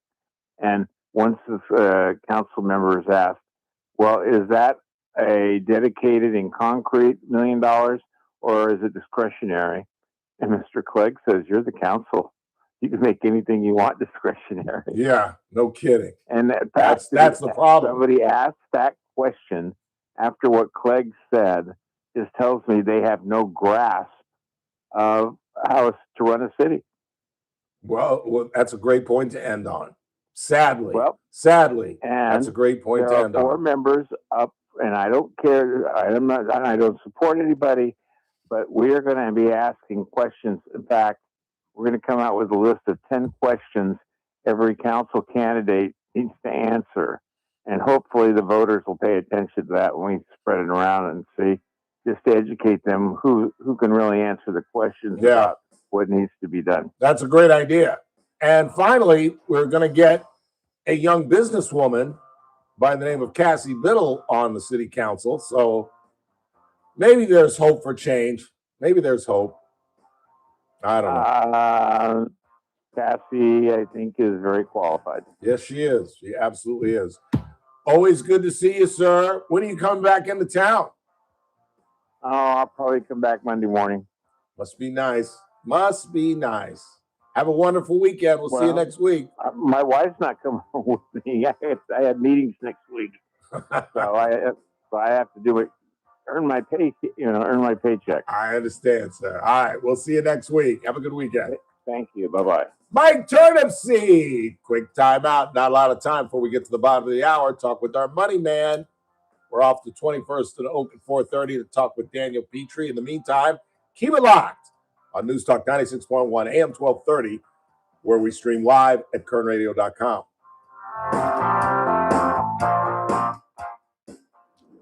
Kern Radio, News Talk 96.1 and AM 1230, KERN. Maxwell in the morning. Good till the last mic drop. A educational conversation between J.D. Vance and Bill Maher. This is the opportunity. This is the door that's been opened. You got 13 members now of the Democrat Party that's saying, hey, we like capitalism. And this is the opportunity for other Democrats that agree with Bill Maher that let's take our party back and let's get off this road to socialism. Weekdays 9 to noon, News Talk 96.1 and AM 1230, KERN. Meet Paul Sheldon's client, Dr. Roland Rodriguez. Hello, this is Bakersfield General Surgeon Dr. Roland Rodriguez, client and friend of Mr. Paul Sheldon. It is my great pleasure and privilege to relate to all of you my absolute exemplary experience with Team Paul Sheldon. I have also referred a number of my colleagues to Paul Sheldon's office, only to receive the most stellar feedback from my doctor friends regarding the office's expert navigation through the complex maze that is Medicare. And even though Paul Sheldon himself is now facing some temporary health challenges, his longstanding and most experienced and expertly trained team of ladies, Christine, Kelly, and Lynn, continue to masterfully guide the clients through the complicated world of Medicare. You most definitely could not possibly do any better than to reach out to Paul Sheldon several months before turning 65. Thank you. When Medicare matters, our team has the answers. Team Paul Sheldon. 398-2298. We all hear the radio ads about the IRS. They tell you to be afraid, to be scared, and they try to frighten you into calling. I'm not here to do that. Tax Relief Advocates is different. TRA is here to tell you that if you owe money to the IRS, whether it's $5,000, $50,000, or $500,000, we have a solution. It doesn't matter if you're sitting in your car, at work, or with your kids. No matter where you are, call now. 800-498-6548. Don't lose hope. TRA can eliminate or reduce what you owe to the IRS. Generous programs are now available that can give you a fresh start. Our passion is taxes and helping individuals fix their IRS problems. We have over 1,000 5-star reviews on Google and an A+ with the Better Business Bureau. You don't need to be afraid of the IRS any longer. End your tax nightmare today by visiting us online at TRA.com or call 800-498-6548. That's 800-498-6548. Tax Relief Advocates. Real solutions for real people. Hey, it's JR Flores. Catch my show, The JR Show, starting at 1 p.m. Now back to the Ralph Bailey Show on News Talk 96.1 and AM 1230 KERN.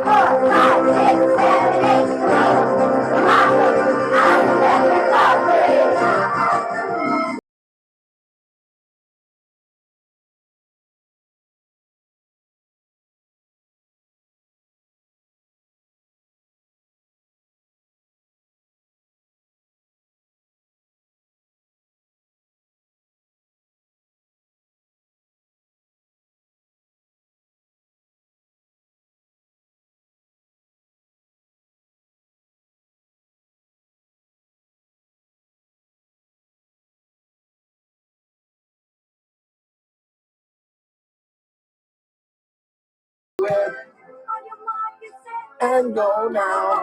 This is a great show. It had a very short lifespan. Like after about the third or fourth season, it was like, okay.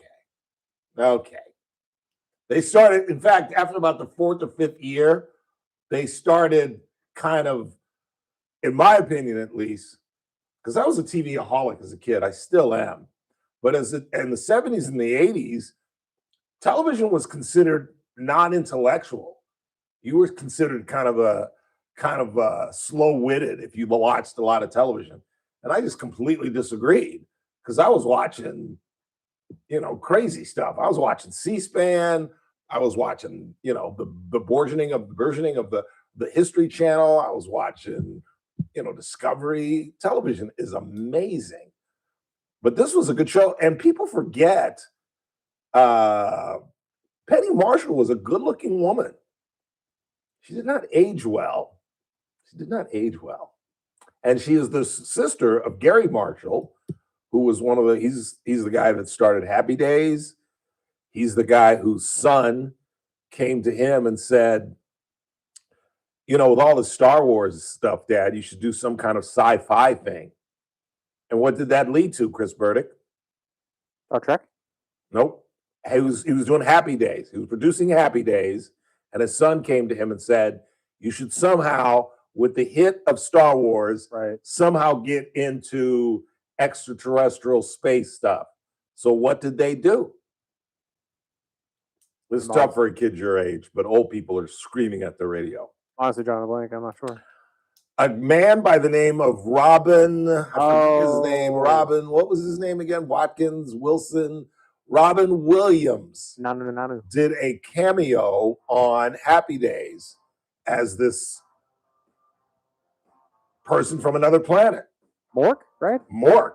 And hence the spinoff, Mork and Mindy, which at one point was getting bigger numbers than Happy Days. Mork and Mindy was gargantuan. I forget that started on Happy Days. Yes. Yes, it did. As did, I think, Laverne and Shirley. I think they were double dates with Richie and Potsy. It was all Gary Marshall. Brilliant guy. Brilliant man. Quick time out. We're off to 21st and Daniel Petrie is next.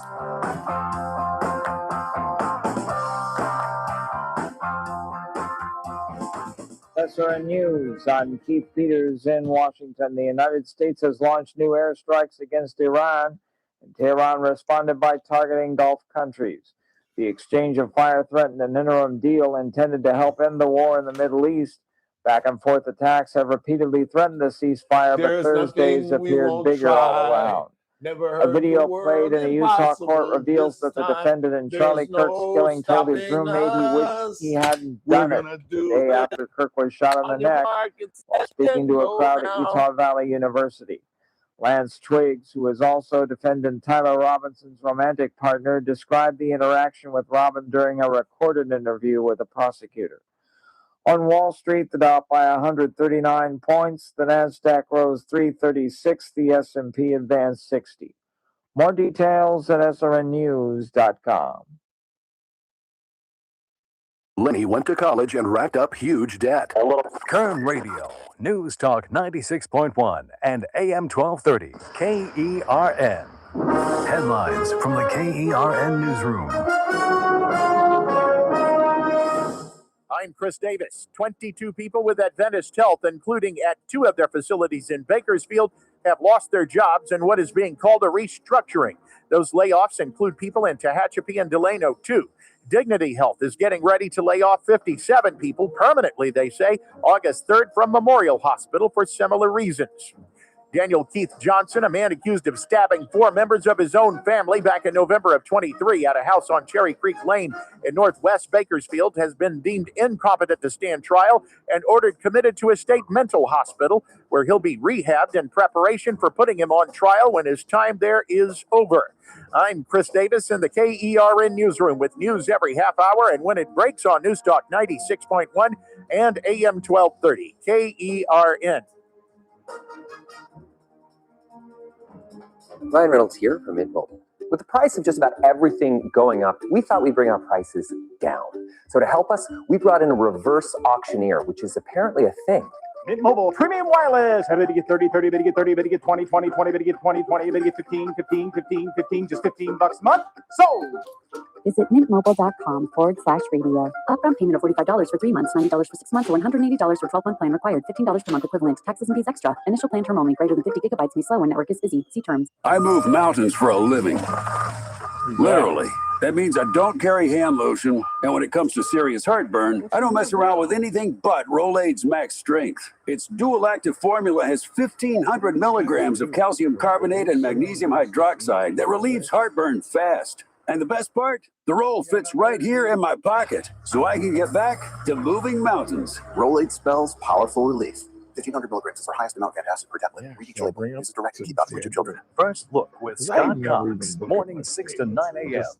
On the Friday edition of the First Look program, well, let's see, we got all kinds of wacky politician news from this Plattner fella checking out to Mitch McConnell, probably literally, but nobody's talking about it. We got these local hospital layoffs and what that's all about. I hate it for people in the medical industry. Right here at News Talk 96.1 at AM 1230 KERN. News Talk 96.1 and AM 1230 KERN. Hey folks, Scott Cox here, host of the First Look with Scott Cox radio program. You are listening to the Ralph Bailey Show right here on News Talk 96.1 and AM 1230 KERN.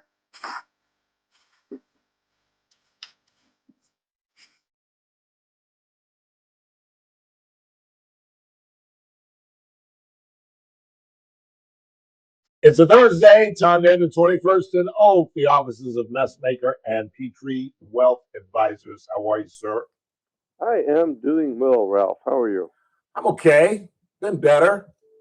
In fact, I'm going to talk to you a little bit later today, or maybe in the morning. But yeah, things, you know, it's life. If it's not one thing, it's another. You know how always curveballs. Yeah. Exactly. Just when you think everything is going well. That's why I live my life waiting for the other shoe to drop. Yeah. I've been told that. In fact, the delta in my career was when I met Steve Darnell, and I was coming off my 4th firing. And he said, your biggest issue is you're waiting to get fired. And he said, I was like, really? He goes, yes, you're waiting for the next shoe to drop. He said, just do what you do. And don't be scared. And he said, I will never fire you for ratings. Never. All I ask you to do is help me fill a satchel that I have to give to Richard Buckley every year, the owner of Buckley Radio, and we'll be good friends. Something to that effect. And that kind of loosened me. And I was there for 9 years. And now I've been here for 13. That's awesome. Yeah. It was a good dude. It's hard to live life either way. Looking over your shoulder, worrying about the other shoe to drop, so to speak. Right. But it's also hard to live your life like nothing's going to happen. Carefree and It's just, it's kind of like you bounce around between the two. Yeah. It's a weird balance. Yeah. It really is. Because you can't walk around thinking that a piano is going to fall on your head. No, you just won't can't live. Yeah, you can't live like that. But you can't like live so carefree that you walk into the piano. Yeah, either. exactly. Yeah, life is a kick in the head. It really is. Isn't it? It really, truly is. And then every once in a while, like, wow, that was a nice one. Or how did I get slammed by that? I didn't see that coming. Yeah, I love when people good news me, but it's very rare. Yeah, it's very rare. So what's going on these days, money wise? Oh my! Well, I guess I shouldn't use that phrase. Guys in the how dare you, Ralph? I know guys in the afternoon are going to get on me. Hey, what's your take on the Jaylen Brown trade? By the way, I thought it was the dumbest thing in the world. I mean, trade him, but to Philly and for Paul George. Yeah, for Paul George. I don't think we're done yet. I think we're going to move. Yeah, you have to.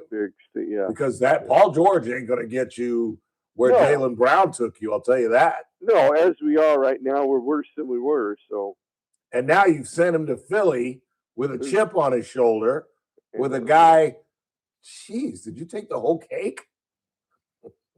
Yeah, you know. Sorry, I'm talking to Chris. It's kind of hard sharing the ball over there, though. Where in Philly?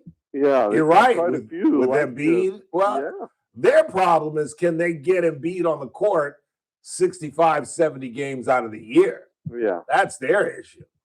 He's an odd.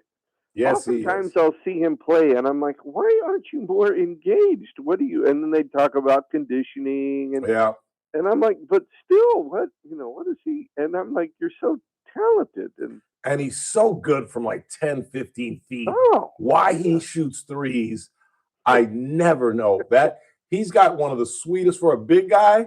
He reminds me of Dirk Nowitzki in some ways. He's got a nice fadeaway 10, 15-footer that is untouchable. Very smooth. Yeah, and he uses the backboard a lot. But then late in the game, he's jacking up threes. He must just get tired, or I don't know. I don't know what it is either. He's an interesting player, though. He is. Fascinating cat. Fascinating cat. What's going on money-wise? Things don't look good these days. We're back at war. The market doesn't seem to bother it too much, though, does it? No. How we doing? I think it's because we haven't seen Iran really attack much, and maybe that's because they're incapable now. I don't know. Well, they hit 3 cargo ships, or 3 ships, I should say, in the Strait the other day. Yeah. They tried to attack Jordan. Apparently, they knocked down some missiles. Yeah. But this talk of us having completely decimated them, I think, was a bit over-exaggerated. Yes, but I'm a little surprised they haven't done more. Maybe they're waiting. I can't imagine why, but. Well, I mean, I think, the analogy that I use, because I geeked out over the last couple of weekends watching the American Revolution, and it reminded me of the fact that George Washington was a failed military leader. But George Washington was a brilliant man, and he knew that time was on our side. Yeah. And that all he had to do was wait out King George III and just be a pain in his arse to the point where he just says, this isn't worth it. And I'm afraid that's exactly what the Iranians are doing with us. I mean, we gave them a pretty good punch, and they're still fighting us. Yeah. So now what? Are we going to just decimate them? Are we going to go after their infrastructure? Are we going to start bombing their desalination plants and stuff of that nature and basically commit war crimes? I don't know where this goes. And most importantly, I don't know how it ends. Yeah. And I think anytime you engage in something like this is why I've been so critical of it, even though I'm in favor of what they're trying to do. Right. You've got to go into it with a beginning, a middle, and a definite end. Well, yeah, because the Middle East is a quagmire. Yes. And there's a reason that all these presidents, they didn't do it because they're lazy or cowardly. There's a reason they didn't want us involved in this, how many thousands a year war has been going on in this region? Crazy. Yeah, it is very odd. But, the S&P is 80 points from an all-time high. Wow, that's crazy. I know. You would think that we would be like on the verge of, entering a bear market or something. So no, but the rich get richer. There is a huge, what has facilitated that? Because the gap or chasm between the haves and the have-nots is growing bigger by the day. And hence the growth of socialism. Yes, because the youth feel like it's out of touch, and if we can't do it, then the government should help us. And I think it's the wrong way to go about it. But part of me doesn't blame them, because they're frustrated. That's how when I saw the stats of who the demographic is that supports socialism, and discovered that it was young, educated, mostly white, college-educated, white-collar career workers, that's when it dawned on me that these kids realized, like I said earlier, I'm not going to live in that 5-bedroom, 3-bath house that I grew up in. American dream is dead for them. Dead. Which seems impossible. I mean, you and I grew up on that. Yep. With what it is. Yep. And patriotism is part of it. And every generation did a little bit better than their parents. American dream. Yep. But that is over. And isn't that weird? Yeah. This country, sometimes I look around and I almost feel like I'm in a foreign land. It's crazy. It really, really is. And then I think, you're just getting old. I'm like, no, it's different. And now, when you've got the mayor of the most populous city telling you that everything's free, they're actually going to go with rent free. How in the world do you think you're going to keep landlords and business owners in New York City when they have no revenue coming in, and yet they still have to keep those buildings up in shape. But there's no way. No way. They'll fall apart worse than they already are, and Yes. nobody will want to live there. That's right. Exactly. And then they'll offer more free stuff. We'll just move down the block and you'll be okay. It's like, no, it doesn't. Doesn't work. It's never worked. No. It'd be different. You know, that's what I've always, it'd be different if there were like 3 or 4, if you could point to like, well, here it worked, and this is how they did it. Right. No, it's never worked. It doesn't work in France. And frankly, some of the European countries that they tout for being so nice and socialistic have done better because they've embraced more capitalism. Yes, absolutely. Absolutely. But they won't tell you that. It's just like universal health care. You know, you say, well, you know, most of those European countries, they have universal health care. You don't have to pay anything, blah, blah, blah, blah, blah. Yeah, well, go get appendicitis in London and see how long it takes to get your appendix taken out. Yes. See if you don't end up in an emergency room because they can't schedule you. Right. And your appendix has to basically bust before they can get you in on a surgical table. I've seen the same thing in Canada. Absolutely. I need it, but it's not an emergency. Well, come on down to the States and we'll get you taken care of. Exactly. And it's like they don't view it as an emergency, but the guy can't get out of bed. Mm-hmm. What do you expect him to do? Crazy, crazy, crazy. Let's check on the deficit. We did have movement in the deficit. Uh-oh. friend. Really? Yeah, we gained a little over 70 billion. Now, how is that possible? I don't know. Ralph. I can't. One of these days, I'm going to have to try to figure out. I'm assuming they just spent more money for the war, and it pops up in their algorithm. But you know, we've more than made up for that nice little negative week we had about two months ago. So why isn't the Trump administration screaming that from the top of Mount Everest? You know, I think Trump likes debt as long as it's cheap debt. Yeah. He is a leverage guy. Yeah, true that. If I can borrow money at a low rate and make money, what do I care how much? You know, borrowing is a means to an end. It's hard because this is one of the criticisms I've had of him, although I would vote for him again because what about the alternative? That's what I always say. He's not a conservative when it comes to economics. I said that yesterday. Yeah. And I'm sure most of my audience roll their eyes, but I said that yesterday. He's not a conservative. He's not, and I wasn't even a Republican when I began to understand what a Republican is, because many of my friends, one of my classmates were, and I had these, you know, high school kids talking about lowering taxes and how Democrats spend money like drunken sailors. And I was like, what are you talking about? I don't know anything about politics. You know what I'm saying? But that's been the credo of the Republican Party forever. And that's not who Donald Trump is. Well, and to be fair, the Republicans haven't done very much better. They talk about it more. Yeah. They just spend it on different things, but less social issues and more war. And it's vice versa on the other side. And it's amazing how these guys flip-flop and go back and forward and just basically say whatever opposite the other team says.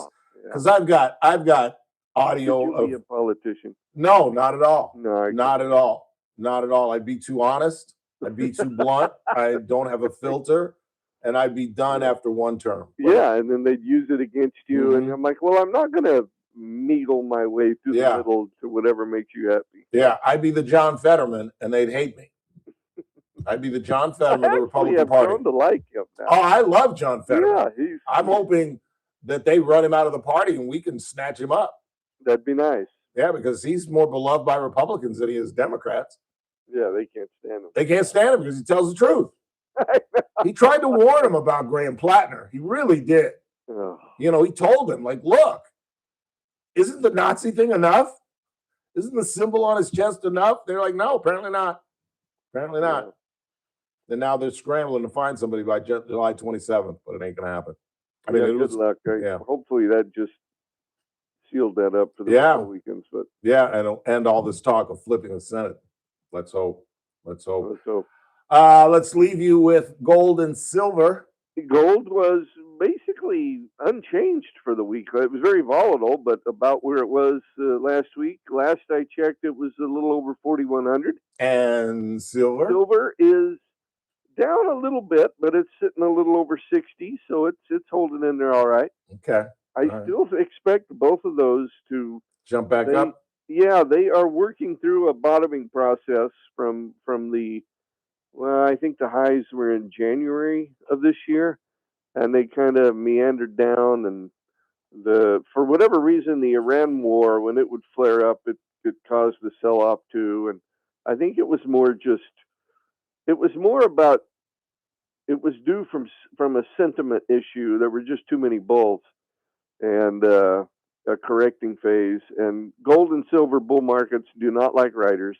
They try to kick off as many as they can for whatever reason. They don't like what? They don't like people riding the bull. Oh, okay. Meaning, I see. the bull will kick off as many so you don't ride him when he goes up. Right. He's so volatile when he corrects.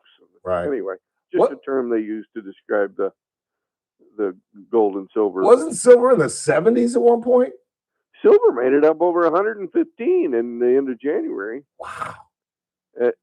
Silver is very thinly traded and much more volatile than gold, but it'll follow gold. Yeah. And we'll move up. It's a painful corrective phase, but you just gotta hang in there when we do it. I'm still fundamentally a gold bull. I see nothing that has changed it. Price alone won't do it, although it can be painful. But yeah, I will leave you with this, Mr. Final. Petrie. Final. Yeah.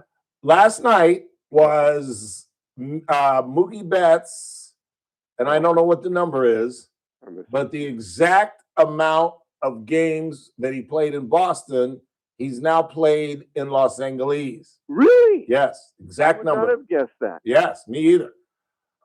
Do you think he's had more home runs and RBIs in Fenway or in Los Angeles, or I should say in a Boston uniform or in a Dodger uniform? Oh, I would guess Boston, but I might be wrong. That's what I guess. That's why I asked you that, and it's not even close. He has like 20 or 30 more home runs. He's got more RBIs. I would have thought in little old Fenway, he would have had a field day. Plus, he was younger. Yeah. But no, in his career, he has more home runs as a Dodger than he did as a Red Sox. What do you Sox. think that is? The Dodgers have had better team? I mean, he had some good teams at Fenway.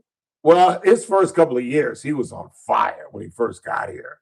Yeah. He had a little chip on his shoulder after, basically being dumped by Boston. Sad to see him go. That don't remind me. And now he's on fire. He's on fire. I mean, I me, fair weather fan, I was ready to fire him when he was hitting $185. But now he's one of the hottest players on the team, and he got the base hit to win the game last night. How is Rafael Devers doing over in the Giants? Oh, he's an absolute disaster. I'm surprised. I'm surprised after that wave off thing. You remember that wave off thing? Yeah. You know what I'm talking about? I do. But remind me. It was the 9th inning.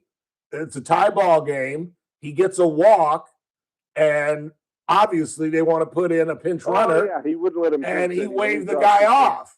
And the kid is like, and it's a rookie. And he's like, well, I'm not going to tell Devers to go in the dugout. And that college coach you guys hired in San Francisco, not that you're a Giant fan, but he didn't know what to do because, in my opinion, when that happens, if that's Tommy Lasorda, if that's Don Mattingly, you sit for 5 games. You meet him right at the step. Yeah. And that can't ever happen again. And we'll talk about this later in my office. Right. You don't do the Billy Martin, but you do meet him at the front step and let him know what the hell was that. But, he's kind of a different duck, though. He really is. That's why Boston got rid of him, and he's, it's one thing to deal with a pain in the ass if they're producing. Yeah. But if you ain't producing. Well, and David Ortiz was good for him. And yeah, he was. Now that he doesn't have somebody kind of mentoring him, I don't know. Yeah, he's kind of a lost soul. It's too bad. Yeah, he's a talent. He does. Crazy. He's a hitting machine. He really is. Yeah. All right. Have a wonderful weekend, sir. You too, Ralph. We'll talk to you Thursday. You too. Okay. Bye-bye. Daniel Petrie. We'll step aside, come back, check the board, go into the 5. Tell you about this bear story up in Lake Tahoe. It was almost tragic. Get you caught up on the Iranian situation. And Coco Gauff went down in defeat today. She had match point and was coming in off of her serve, had a volley to win the match, and instead of swinging through with a volley, she tried a drop shot and put it in the middle of the net. Quick timeout. Still lots to do on the broadcast. The Ralph Bailey Show. News Talk 96.1, AM 1230, streaming live at KernRadio.com. Kern Radio Adaptive. and AM 1230, KERN. Maxwell in the morning. Good till the last mic drop. Judge blocks the Virginia law barring ICE agents from wearing a mask. Can you believe that? Can you believe they have to have a law prohibiting masks? That's the insanity going on. A judge ruled that it's likely unconstitutional. All they had to do was get a message from the DOJ. Excuse me, but that's unconstitutional. Go away. You know, swat them like a fly. Weekdays 9 to noon. News Unadopt them Talk highway. 96.1 and AM 1230, KERN. If you're a local businessman and you take your IT seriously, there are 2 things that you absolutely need to do. One, you need to listen to the Ralph Bailey Show on Wednesdays at 3:30 when Jennifer and Ryan Van Alstyne, owner-operators of Adaptive Networks, come in. They're in the midst of kind of a tutoring session, basically talking to business folks on what you should be looking for, what should be alarm bells when people are coming back and fixing the same thing over and over again. And the next thing you need to do is pick up the phone and call the Van Alstynes at Adaptive Networks at 241-0638, 241-0638. As I have talked about so often, we have teamed up for almost a year with American General Media and Adaptive Networks because as a radio station, we absolutely depend on our IT. So we had to go to a team that was reliable, competent, and has the best customer service in Kern County. If you're a serious business person, call the folks at Adaptive Networks at 241-0638 or hit them online at adaptive-net.com. I'm John Busby with Team Busby Real Estate. And I'm Jonathan Busby with Team Busby Real Estate. We just wanted to talk with you about what we do as a team. We do a great job for our clients. Some of the things that we do is when we represent sellers, we don't just put the transaction together. We do our homework and we check their FICO score, source of funds, where the money's coming from, and the job stability. Because what we don't want is to get you into an escrow and the escrow falls out because we didn't do our homework. With any sort of real estate need that you have, we can accommodate, whether it's residential, commercial, land, or multi-unit. Your favorite caller is on the line. Larry. Yeah. I don't have to take him. Mm-hmm.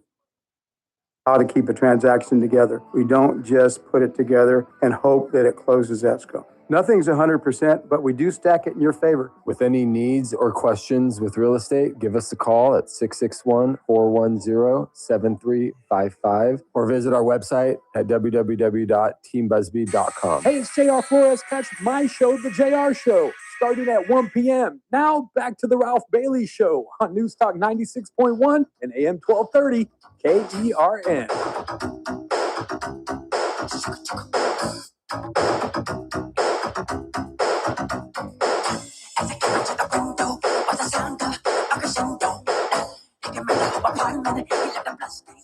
This is the best highlight music ever. There is a Barry Sanders reel that they run with this behind it. What are you doing? And it is so killer. And it's almost like it's synced up. Like the beat is like when Sanders cuts. It is so cool. And then it's so well orchestrated. It's so well edited. Because like when the music comes up is when he breaks it away. And when Michael is kind of, I'll show you. Let me play it. Look, come on. Okay, right now he's at the line of scrimmage. And he's scrambling. And he's scrambling. And he's turning around. And he's turning around. He's turning around. He can't get that line. And he's still scrambling. And then He breaks it. And they follow him down the line of scrimmage. It is classic. I mean, I literally sometimes I'm like, go Barry, go Barry. Oh, wait, I'm by myself in my room. Go Barry, go Barry. 842-5376, 842-KERN. What do you got? Let's see. My back is killing me because I watch too much television. Did you watch too much? Yes, my back and shoulder, because I watch television like this. And I was watching television from about 6 a.m. to about 9:30 this morning, watching Coco lose. And so my back hurts and my shoulder feels like I separated. Actually, you want to go to a caller real quick? Sure. It's Larry, but what's up now, Larry? I'm just going to remind you, you probably remember, but Penny Marshall was married to Rob Ryder also. I was aware of that. Thank you very much. Is that it, Larry? Just want to remind us. Thank you. Thank you, Larry. Yes, they were married. Couldn't stand one another. Very short marriage. Can you imagine the comedic minds, the movies and shows they could have combined on? Because independently, when we come back, I'll chronicle a couple of Penny Marshall movies that I bet you guys did not know Penny Marshall either produced or directed. She was a brilliant woman, and Gary Marshall, her brother, was a brilliant man. Executive producer of what's the women's softball, A League of Their Own. That's a Gary Marshall film with Penny Marshall directing. Quick time out. We head into the 5. Don't go anywhere.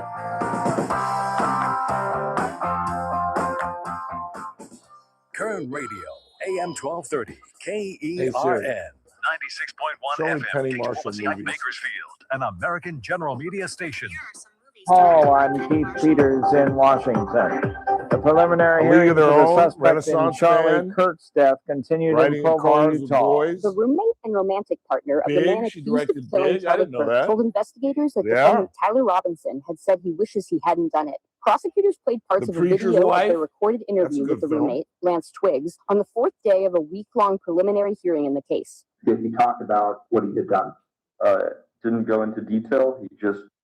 I just asked him in person if what he said was true the night before, and he said it was. He started crying a little bit and said he wishes he hadn't done it. They also showed text messages between Robinson and Twiggs and a handwritten letter they allege Robinson left for Twiggs confessing to the crime. Correspondent Hannah Schernbaum reporting. Ukrainian drones batter Russian oil facilities and set more oil tankers ablaze. Ukraine has hit more Russian oil facilities as well as setting 2 oil tankers ablaze in the Sea of Azov. The drone strikes on oil infrastructure across Russia have triggered a fuel crisis with gasoline shortages and fuel rationing in multiple regions. The strikes come a day after President Donald Trump pledged to grant Ukraine a license to manufacture the Patriot air defense systems. A top Ukrainian official, meanwhile, cautioned that it could take a year or more for the country to produce Patriot interceptor missiles. I'm Karen Shammer. President Trump says he believes the ceasefire with Iran is over. He says he's not sure he wants a deal anymore and says the U.S. should finish the job. But he also insists the continued attacks don't mean over. On Wall Street, the Dow by 139 points. The Nasdaq rose 336. The S&P 500 advanced by 60. More on these stories at townhall.com. The military, the mission was clear. You knew what to do. Now, the mission has changed. Stepping into civilian life isn't about finding a job. It's finding your purpose. I wanted a career that would leverage the skills and discipline I gained in the military. IT just felt right. My Computer Career offers class schedules that fit into your life and skills in high demand. Put your VA benefits to work. Visit mycomputercareer.edu/CWP to jumpstart your IT career today. An elite CompTIA certification partner. Financial aid is available to those who qualify, including VA benefits. She's unafraid and unapologetic. She's Laura Trump, and she's shaking things up on the Right View podcast. We're the side with the mean stuff? Are you guys kidding? You call us Nazis. You call us fascists. You call Donald Trump Hitler. from the left. Really? We're the side that's the problem. You're out assaulting ICE agents every chance you possibly get. Subscribe to the Right View podcast with Laura Trump on Apple, Spotify, YouTube, Rumble, or at SalemPodcastNetwork.com. Market stabilized after losses. From the KERN Newsroom, your live and local news update. Layoffs at a couple of Kern County hospitals and health systems. I'm Chris Davis. That includes 22 layoffs at Adventist Health, with 15 of those at Adventist Health Bakersfield on Chester Avenue, 3 in Tehachapi, 3 in Delano, and another at their Bakersfield Select Avenue facility. The company says it has to do with a restructuring. Meanwhile, Dignity Health has filed papers with the state saying they will be laying off 57 people August 3rd from Memorial Hospital, and they tell ABC 23 it's a similar situation with no exact explanations as to why those people will be losing their jobs. They are calling those permanent layoffs. You may have to retake the written driver's license test if you got your license between July of last year and April of this year, and the Department of Motor Vehicles says that's because of irregularities that were discovered on some of the test results. They have sent letters to more than 11,000 people across the state saying that if you get that letter, you'll have to make an appointment to retake the test within 30 days or your license will be canceled. A man accused of stabbing 4 of his own family members back on November 25th, 2023 at their house on Cherry Creek Lane in Northwest Bakersfield is going to a state mental hospital for treatment after he was deemed incompetent to stand trial Wednesday. A judge ordered Daniel Keith Johnson committed and criminal proceedings suspended while he is treated for possibly up to 2 years. He was naked and bloody when police found him outside the house and the wounded family members inside, they say. Opposition to a data center near Inyo Kern Airport is coming from at least 2 different entities. That includes the airport and those who run it and the China Lake Naval Base, both sending letters to the powers that be, including the Kern County Board of Supervisors. I'm Chris Davis in the KERN Newsroom with news every half hour and when it breaks on News Talk 96.1 and AM 1230 KERN. To the rest of Hollywood, a month from now, this Hollywood Big Shot's going to give you what you want. Exactly. I'll show you in a week. I'm going to make him an offer again. I can easily do it. Wow. The Ralph Bailey Show. News Talk 96.1 and AM 1230. KERN. And I've seen the promised land. I may not get there with you, but I want you to know tonight that we as a people will get to the promised land. Call in or text to 661-842-KERN. That's 661-842-5376. Listen live at KERNradio.com. Now, the host you've been waiting all day for. Live from the KERN studio, here's Ralph Bailey. Final hour of the broadcast on this Thursday, 9th day of July. It's the Ralph Bailey Show on News Talk 96.1 and AM 1230. We're streaming live at KERNradio.com. We still got lots to do before we get out of here. Don't forget Scott Jennings at the top of the hour. Former aide to Mitch McConnell, and that still is an issue in Washington. Mr. McConnell is, by most accounts, very near death. However, his term doesn't end up until November, and he has refused to resign.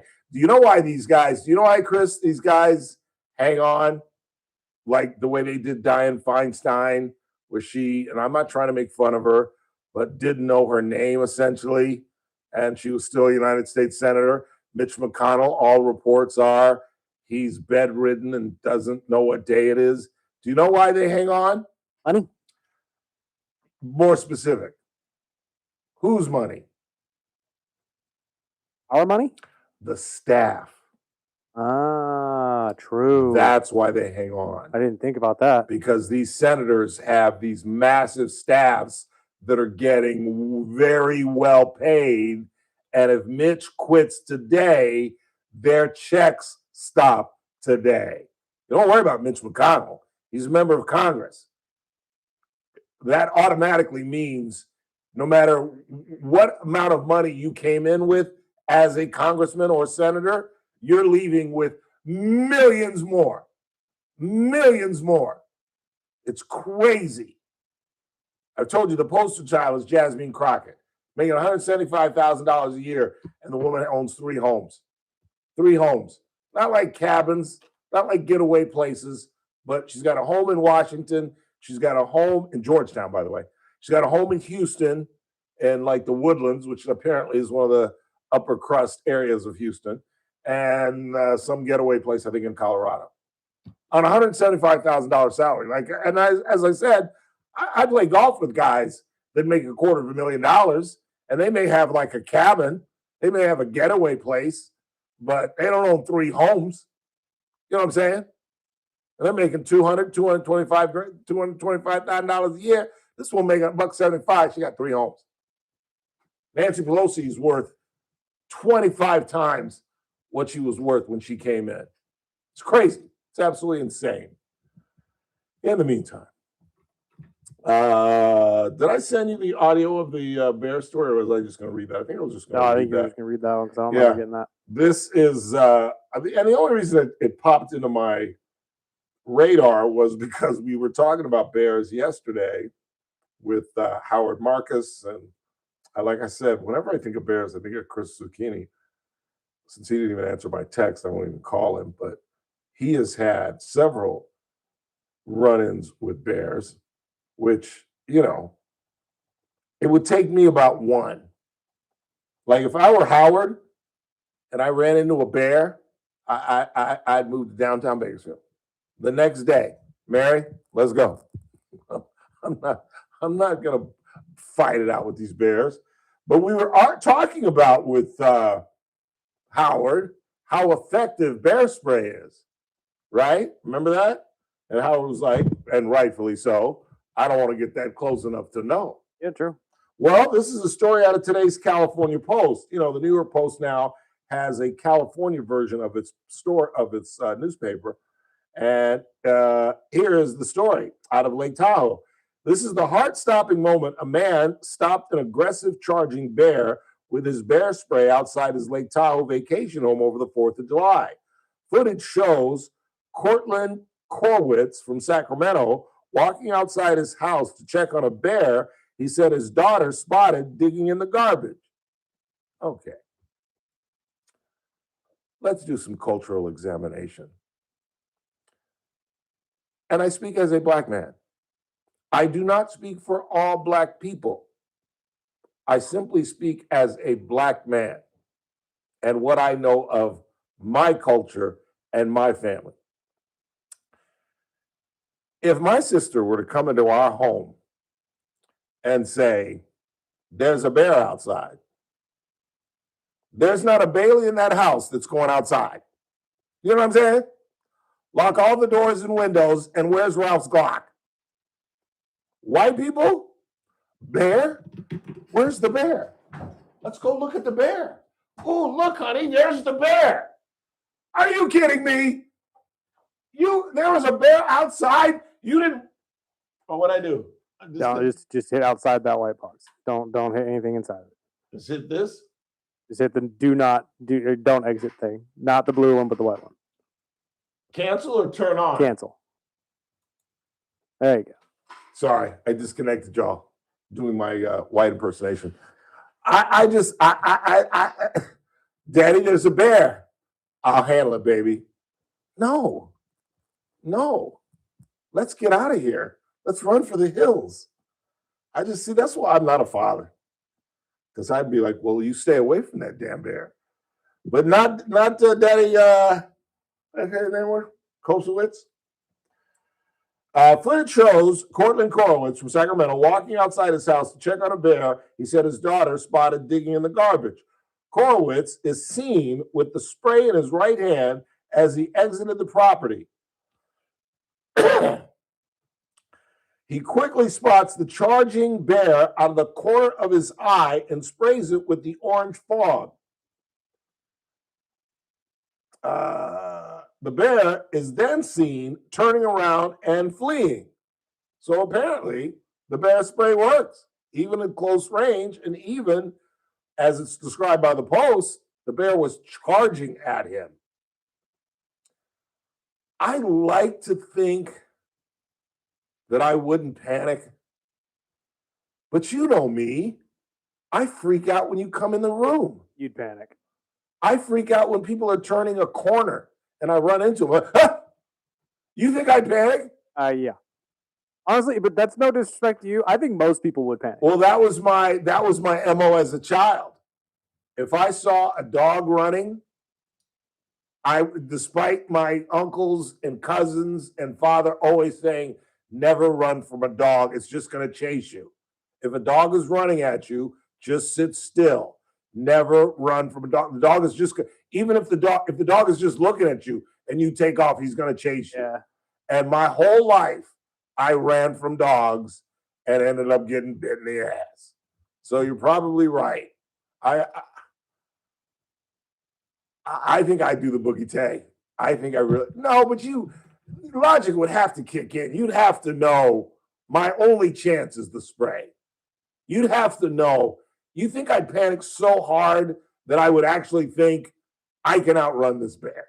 I think everybody would panic so hard they forget they have the spray in the first place. And you tried to make a run for it? Yeah. Have you seen the video of the woman who smartly locked herself in her own car? On her own car? She's taking out the groceries. She's got an SUV like every soccer mom in America. And she sees the bear coming and she jumps in the back and closes the lid. Ooh, smart, yeah. That was brilliant. See, that I would not have the wherewithal to do. That'd be a case where I would try to run for the house and see if I could beat him to the door, as opposed to thinking smartly like this woman and just climbing in the car. But let's get back to our Lake Tahoe story, shall we?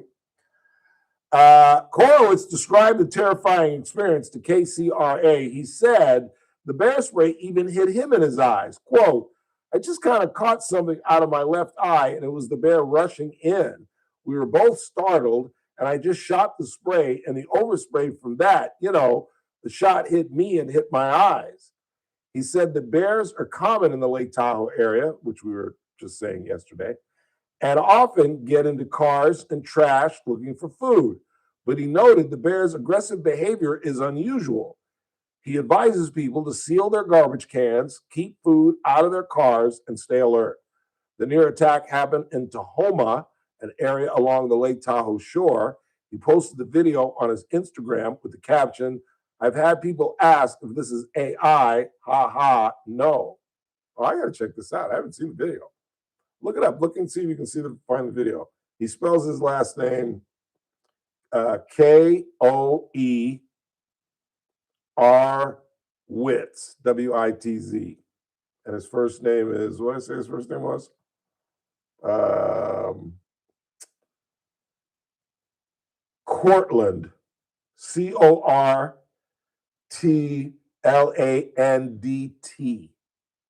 And he's on Instagram.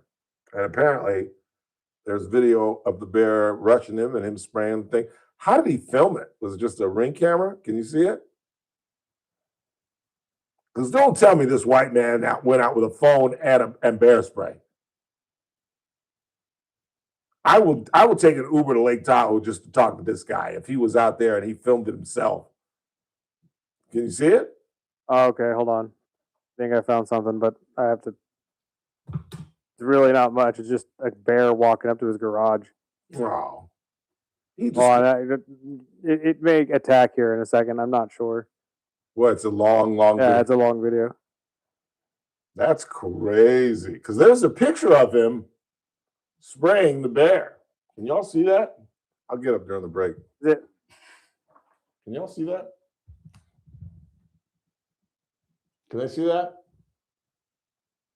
You see the spray? You can see the orange spray. That's crazy. I hope I have the wherewithal.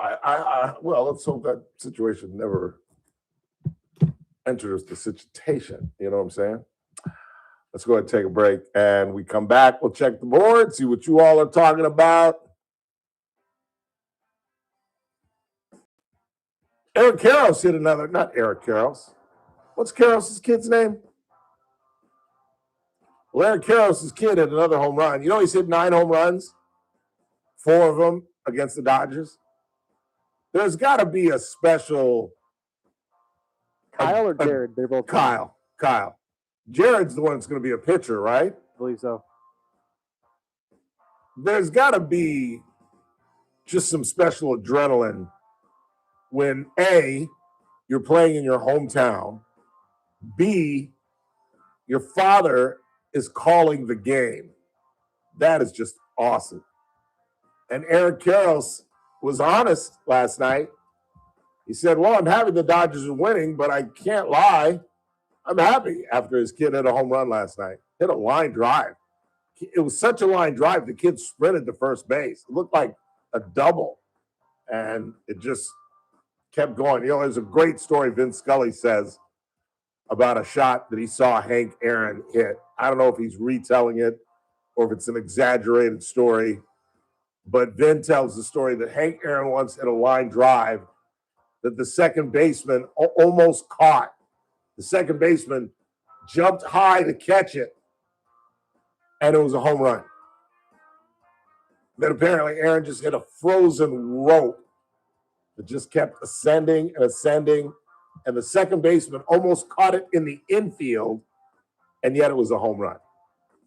That's according to the late Vin Edward Scully. Quick timeout. We're coming right back. It's the Ralph Bailey Show on a Thursday, right here on News Talk 96.1 and AM 1230, where we stream live at kernradio.com. Kern Radio, News Talk 96. Luigi's.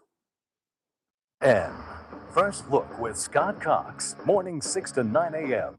On the Friday edition of the First Look program, well, let's see, we got all kinds of wacky politician news from this Plattner fella checking out to Mitch McConnell, probably literally, but nobody's talking about it. We got these local hospital layoffs and what that's all about. I hate it for people in the medical industry. Right here at News Talk 96.1 and AM 1230 KERN.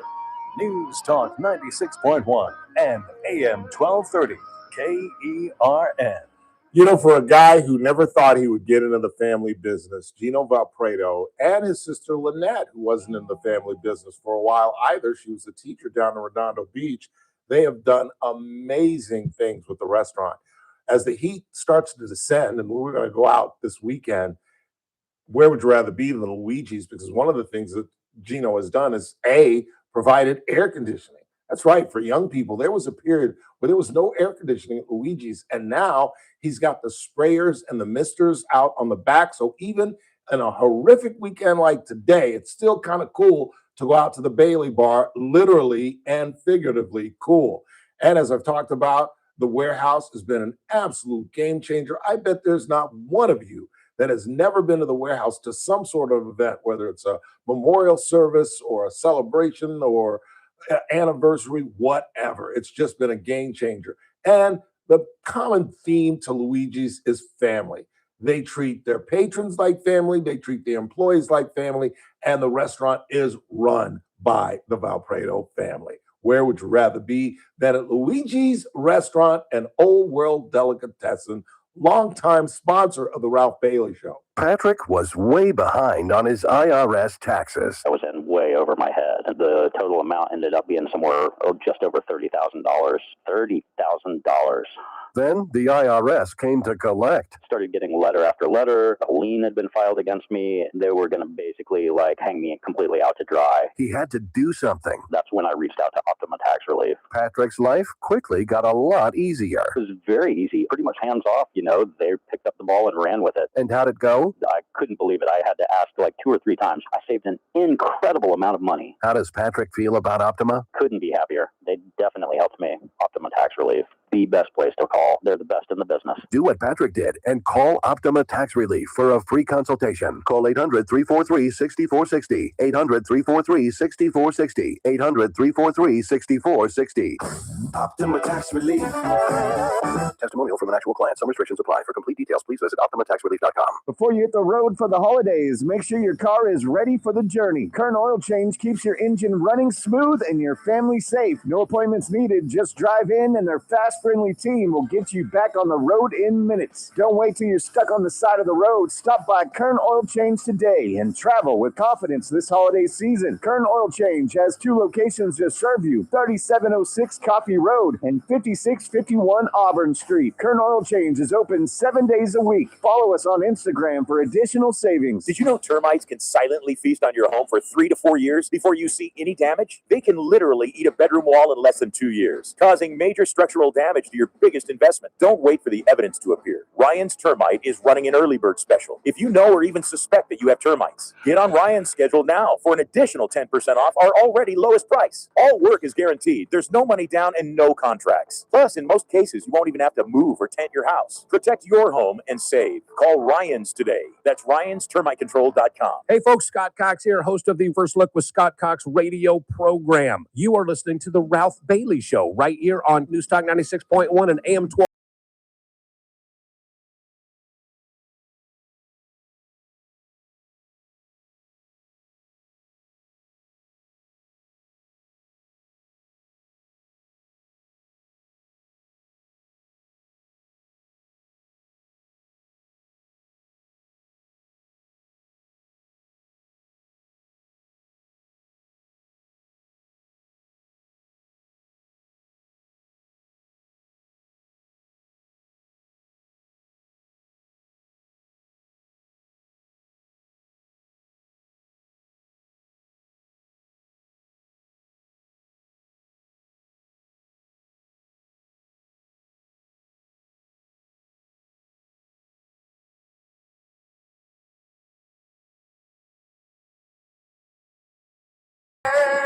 Yeah, yes they will, but Chico and the man. A great 1970s sitcom that obviously, literally and figuratively, had a very short life. Do you know why, Mr. Burdick? Not sure, no. This is Chico was Freddie Prinze Jr.'s father. Gotcha. You know who Freddie Prinze Jr. is? Yes. That's your generation. Yes. But you have no idea who his dad was, do you? No, not really. He was Chico on the hit series Chico and the Man, starring Freddie Prinze and Jack Albertson. And Freddie Prinze was, if you talk to George Carlin, Richard Pryor, any of those 70 established comedians, they all agreed this guy is going to be the next superstar. No question about it. It was irrefutable. He was a regular on the Dean Martin show. He was a regular on the Dean Martin roast, that was all scripted and it was nonsense, but he was just a hilarious guy. And for whatever reason, took his own life. Freddie Prinze Jr. never knew his dad. And no one can really ever explain. I mean, can he ever really explain suicide?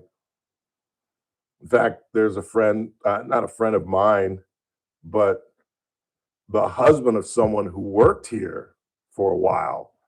Her husband recently took his life. And, and what is odd about suicide, it's normally, you just don't see it. I don't know. I've known like 4 people that have taken their own lives. I actually dated a girl, Stacy Wagner. And when I mean date, I mean we were boyfriend, girlfriend at school. We never went on dates. This is like 8th, 9th, 10th grade. She killed herself in 11th grade. Her father, I've told this story before, her father was one of the most famous plastic surgeons in Los Angeles. And you remember when the Sheik came to Beverly Hills, the Iranian Sheik came to Beverly Hills and he bought a huge mansion along either Wilshire Boulevard or Sunset. I think it was Sunset. It was Sunset Boulevard. And he put all this kind of gauche, as my mother would like to say, artwork out. And the white folks in Beverly Hills just were livid. This guy had all kind of interesting artwork. And Dr. Wagner, we would later found out, had the same guy, I don't know whether he was a chauffeur, a butler, or a valet, that used to work for the Sheik. And he had that guy steal some of his artwork. And they got away with it. This is why I say smart people can be stupid. Do you know how Dr. Wagner got caught, Stacy's dad? He tried to report his art being stolen. The detectives came to investigate, and they were like, doesn't this look familiar? And he got busted trying to create an insurance scam where they found the artwork that had been stolen from the Sheik. That is a true story. I don't forget what Dr. Wagner's name is, but I bet if you Google him, Dr. Wagner, plastic surgeon, in the 70s, he'd come up. And so it's all in the papers. It's all in the papers. Front page of the Valley section of the paper. And it was a disgrace. He was going to lose his license. He was going to get 10 years, blah, blah, blah. He went to Hawaii before the sentencing, and he was a gun enthusiast. And Stacy went into his bedroom. And this is the thing that I could never understand. Stacy was the sweetest girl in the world. She really was. And she loved her family. And the only people that were in the house was her older sister, Allison, who was a year older than we were, and her younger brother, Kevin, who was like 8 years old at the time. That's the part that I don't get, how she could do that to them. And she went up and she took one of her father's really rare, unique, like dueling pistols, and went to the base of their bed, at the foot of their bed, I should say, and pointed her head at their bed and shot herself in the head so that her brains would go all over the bed. And Allison had to come upstairs and find that. And, you know, maybe some people are just not long for this world. And maybe that's the answer. But to do that to your sister and your 8-year-old little brother, I have never understood that. And then I went to the funeral, almost got in a fight with her because I left Buckley. So she started dating this guy, Kevin Rooney, who I never liked anyway. And I literally almost got into a fight at a funeral in 11th grade. This guy wanted to fight me.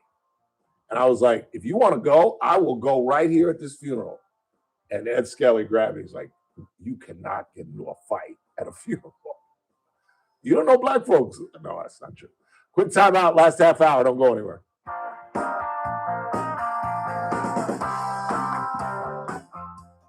With SRN News, I'm Keith Peters in Washington. A former Olympic canoe racer has pleaded not guilty to deliberately damaging the Lincoln Memorial reflecting pool. David Hearn, who competed in 3 Summer Olympics, entered the plea on Thursday in D.C. Superior Court. Hearn, 67, from Bethesda, Maryland, faces a felony count of property destruction.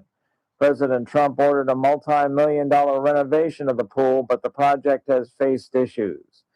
8 men have been indicted on murder and terrorism conspiracy charges for their alleged roles in a thwarted drone and sniper attack on the UFC cage fighting show staged at the White House in June.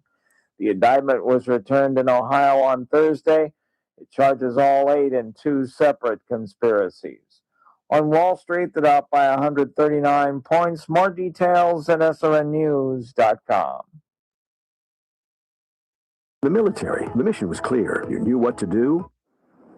Kern Radio, News Talk 96.1 and AM 1230, KERN. Headlines from the KERN Newsroom. I'm Chris Davis. Why you may have to retake your written test for your driver's license. The Department of Motor Vehicles has sent 11,000 letters to people across the state who got their licenses between July of last year and April of this year, saying you'll have to make an appointment to retake the written test pronto or lose your license if you get the letter because of irregularities discovered. Layoffs have been announced at 2 health systems in Kern County. Adventist has laid off 22 people in Bakersfield, Tehachapi, and Delano. The company says that's because of restructuring. Dignity Health says they're preparing to lay off 57 people at the beginning of August at Memorial Hospital. And a paper they filed with the state also says it's because of something similar. They're calling those permanent layoffs. I'm Chris Davis in the KERN Newsroom with news every half hour and when it breaks on News Talk 96.1 and AM 1230 KERN. Hey, I'm not one to say I told you so, but do you remember last year when I told you that Pure Talk was hands down the best wireless company that I'd ever used? Well, some of you were skeptical, but Consumer Reports just asked 120,000 people to rate every wireless company in America, including the big boys. Well, guess which company was the only company to get 5 stars in every category. Yeah, Pure Talk. Coverage, support, value, data. 5 stars across the board. No service contracts, no cancellation fees, just great U.S. customer service on a crazy fast 5G network for a fraction of what you've been paying. I'm not going to say I told you so, but I will encourage you one more time to dial pound 250, say Mike Rowe, and switch to a 5-star American wireless company that won't let you down. That's what I said. He Pure said Talk. they do. First Look with Scott Cox, mornings 6 to 9 a.m. On the Friday edition of the First Look program, well, let's see, we got all kinds of wacky politician news from this Plattner fella checking out to Mitch McConnell, probably literally, but nobody's talking about it. We got these local hospital layoffs and what that's all about. I hate it for people in the medical industry. Right here, News Talk 96.1 at AM 1230 KERN. News Talk 96.1 and AM 1230 KERN. Hey, it's JR Flores. Catch my show, The JR Show, starting at 1 p.m. Now back to the Ralph Bailey Show on News Talk 96.1 and AM 1230 KERN. I know he's going to do the next 30 months. I really did. Yeah. Here comes the racer. He's a demon on wheels. He's a demon and he's gonna be chasing after someone. He's gonna run, he's gonna do better look alive. He's really rally up the power for my five. And when the odds are against him and they're dangerous, what you do? You bet your life Speed Racer is gonna see it through. Go Speed Racer, go Speed Racer, go Speed Racer, go! He's up and flying as he guns a car around the track.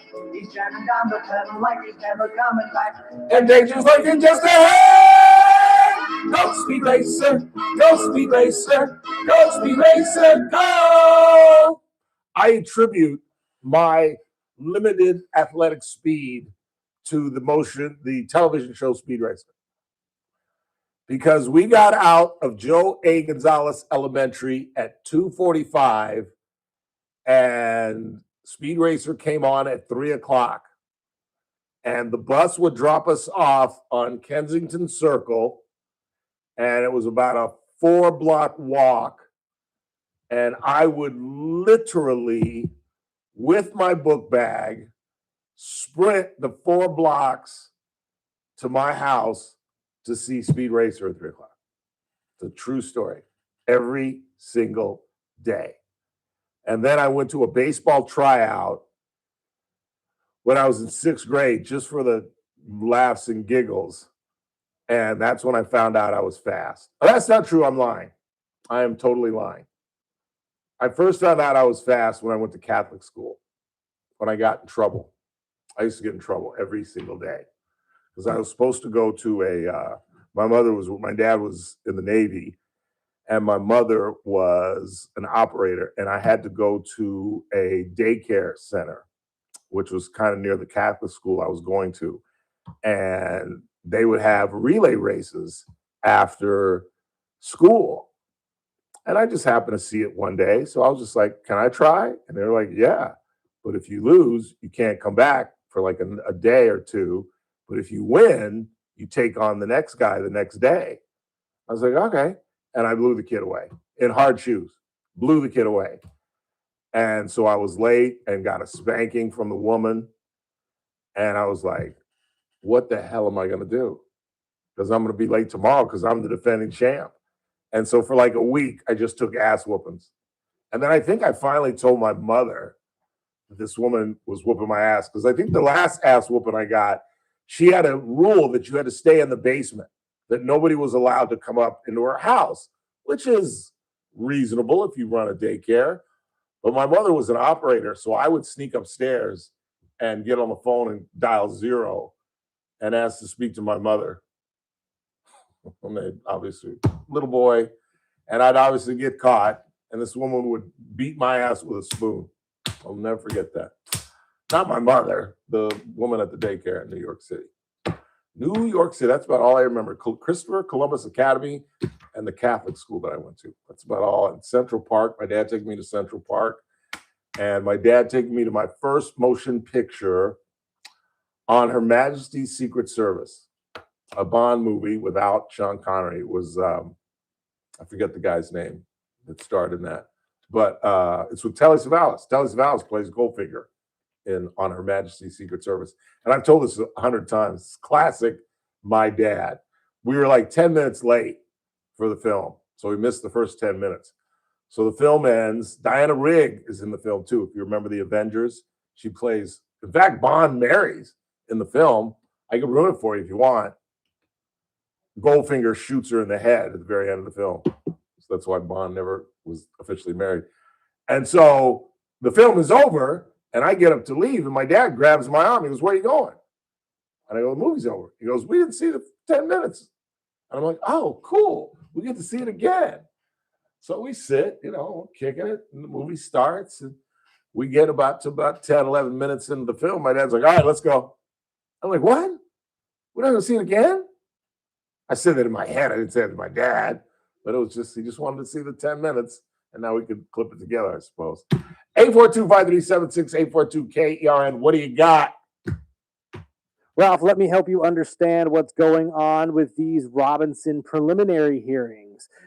Think about how big this case is. You know about ratings, viewers, and listeners in radio, TV, online. Once again, follow the money trail. Of course, he's guilty, but people connected to this tragedy see things to be gained by dragging this case out as long as possible. That's a very cogent response. However, I think this is one of the few chances. My dad always said money could answer 8 out of 10 questions. And I think this is one of those questions that you can't answer with money. There's no gain for Kathy Nestor to lengthen this thing. She's not doing this because she wants airtime or, Court TV has told her that we need a week-long preliminary hearing. She's trying to come up the works. She has no case. And I don't care what Clayton Campbell says. I don't even care what Teresa Golder may say on Tuesday. This is open and shut. Tyler Robinson killed Charlie Kirk. His DNA is on the rifle. There's video of him climbing up on the building. There's video of him leaving the building. He is guilty. What else you got? Luigi sounds good tomorrow for lunch. The freshest fish in town. Hopefully they have the salmon with the white sauce or the sea bass. The sea bass is remarkable. But you know why I should start talking about that in my live breaks. Because the one hole, because the food in this city, after 30 years, I've realized the food in this city is crap. It really is. That's why I go to like 5 restaurants, literally. And you can probably name all 5 of them. Luigi's, Casey's Steakhouse, Mexicali, Bill Lee's. And every now and again, when I get a hair up in my butt, I'll go on the other side of town and go to Sorella's, maybe. Don't want to spend $300. You missed one. Where? Your boy's up the street here. Who? Coconut Joe's, yo. Yeah, but I don't consider and your that. sushi? I don't count those though. I mean like restaurants where I would go to sit and have dinner. My little go-to places, yeah. Lawson's would have to be right at the number 1 because I'm thinking about going there today. I wasn't going to do it, but I'm like, I was just there last night. And the reason I'm thinking about today is I got a game Saturday. Zucchini is playing in the club match thing that he won 2 years ago. And then Jin Park, great guy, the pro up there. I showed you the story. Forgot to invite Chris to defend his title. And Zucchini was hot. In fact, I'm surprised he was as calm about it as he was. Because if I was defending champ and I'm paying what Chris Zucchini's paying to play up there, and the pro does a oops and doesn't include me to defend my championship, man, I'd be hot. I'd be hot. In fact, I'm gonna tell Chris, you should say that you shouldn't have to pay dues to play in this tournament. Honestly, since you got skipped, you shouldn't. I don't know. I don't even know if the members have to play in this, but he's playing in a match thing that he won. It's all based on their handicaps, And Zucchini won this thing 2 years ago. So he wants to get some practice in. So I got to go to Lawson's. Why do I go to Lawson's, and how does that do with connected to my golf? I'm not sure actually how it's connected to your. Oh, wait, those little snack thingies you've been getting. The oatmeal bars with the jelly in the middle. They are the greatest thing in the world. And I don't eat in the mornings when I play. And by like the turn, I'm starving. And over this weekend, I played really well. And I had one of those bars at the turn. I had it, I jumped on it for like the 10th, 11th hole. I was finally finished with my 12th hole.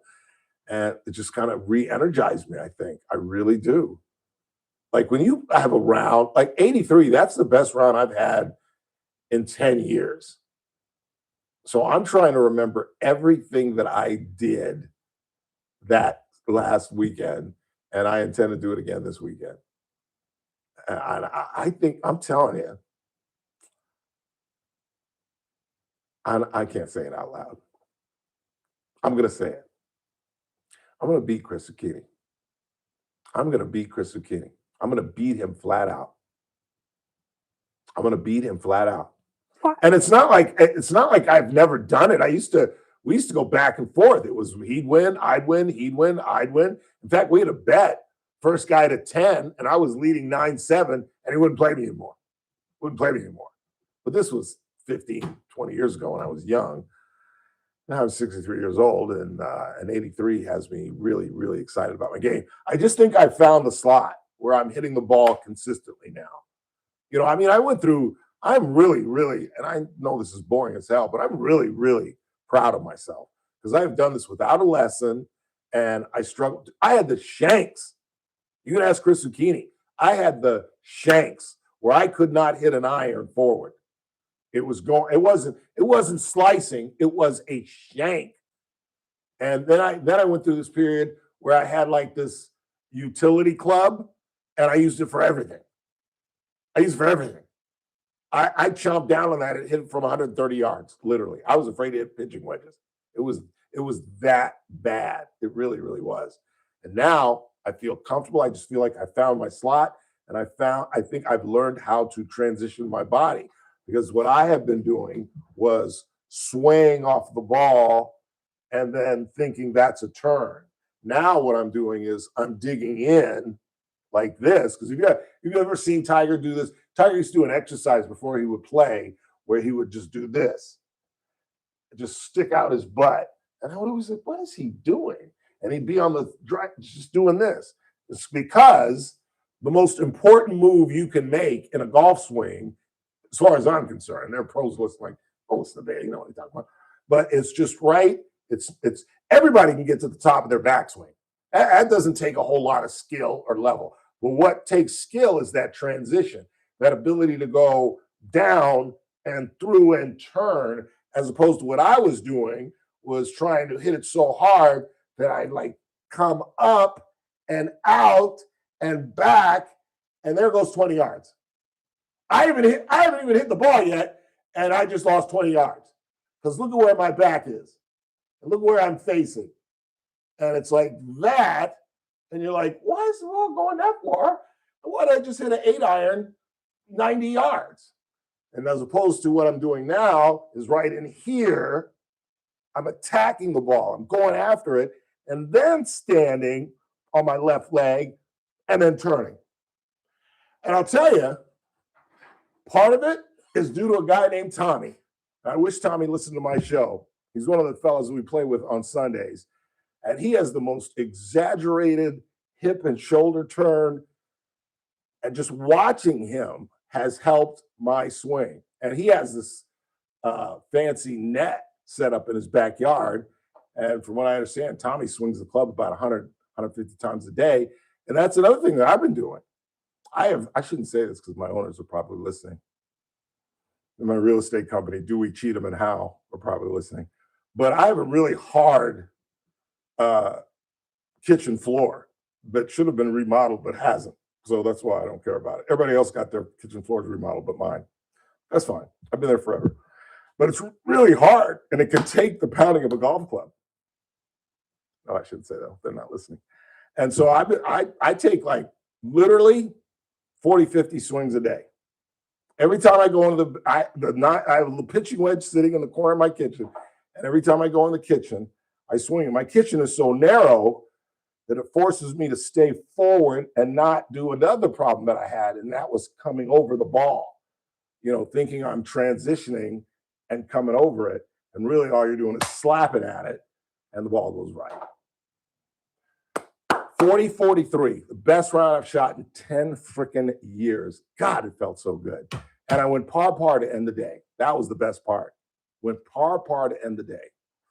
Beautiful, beautiful afternoon. Who you got before we take our final break? Dave, what's really going on? It's Davey Dave. Hey, you're right on the right track. It's not practice makes perfect. Perfect practice makes perfect. You're absolutely right. If you go out and practice bad habits, you ain't helping yourself. You're absolutely right. You ain't helping it out. And Yeah. I started to call earlier, but I finally got in. I got to go one year to Tahoe and watch a celebrity golf tournament up there. Oh, wow. That must have been exciting. Yeah, you were talking about the bear and the Tahoe trash, and I actually got to go on the course, and it was fun. It was really neat. Yeah. I've sailed by that course in Paul Sturgeon's boat. Got to see it. Got to see the Corleone house that's in Godfather 2 when I was up there. Got to see Cal Neva, Frank Sinatra's old hotel. I had a ball. It's one of the best birthdays. And again, shout out to Paul Sturgeon and his son Chris and his lovely wife Karen. They could not have been nicer to me. It was one of the best birthdays I ever had. I think it was my 50th. Congratulations on your low 80s. That's Thank you. Score. Yeah, it has fueled me. I am excited and ready to go to Philly. My man Nick Ragone will not recognize my game. Will not recognize it at all. I'm 15 strokes better than I was last time I played with Nick Ragone. Wow, that's a big jump. Yeah, I was shooting when I went to St. Louis to play with Nick. I was shooting in the mid 90s. It was horrible. Horrible. Wow. Yeah, and I made a jerk of myself on the course too. It was embarrassing, but I was still having such a good time. I didn't even care. But you know what? Golf is humbling. It's the hardest It game is. you'll ever play. It is. It is. It's not like riding a bike or throwing a frisbee or shooting a hoop, man. Golf is the hardest sport. It's a very mental game. That's probably what does me in. When you get locked in, it's like, oh man, I feel so good. I know. That's where I left. When I left the course, I was like, that was easy. And it's not. It's not. But I feel good about my game right now. I really do. It'll be. Well, keep it up. Perfect practice makes perfect. And you know what I always say? What's that? Get high. See it high and let it fly. All right, Dave. Always good to hear from you, bro. Take care. All right, we'll see you. Yeah, this is a big weekend. This is a big weekend. Because if I go out and shoot a pair of 92s, I'm going to eat a pistol.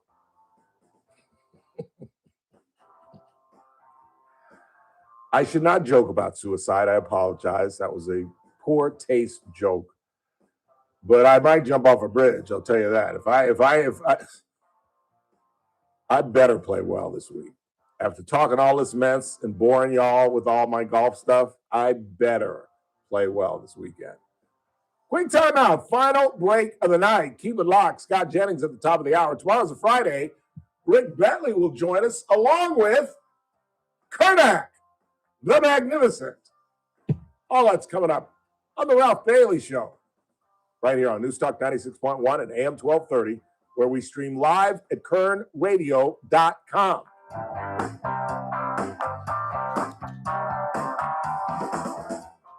Kern Radio, News Talk 96.1 and AM 1230, KERN. Maxwell in the morning. Good till the last mic drop. If you've got kids right now, what happens every summer? Well, there's no summer job.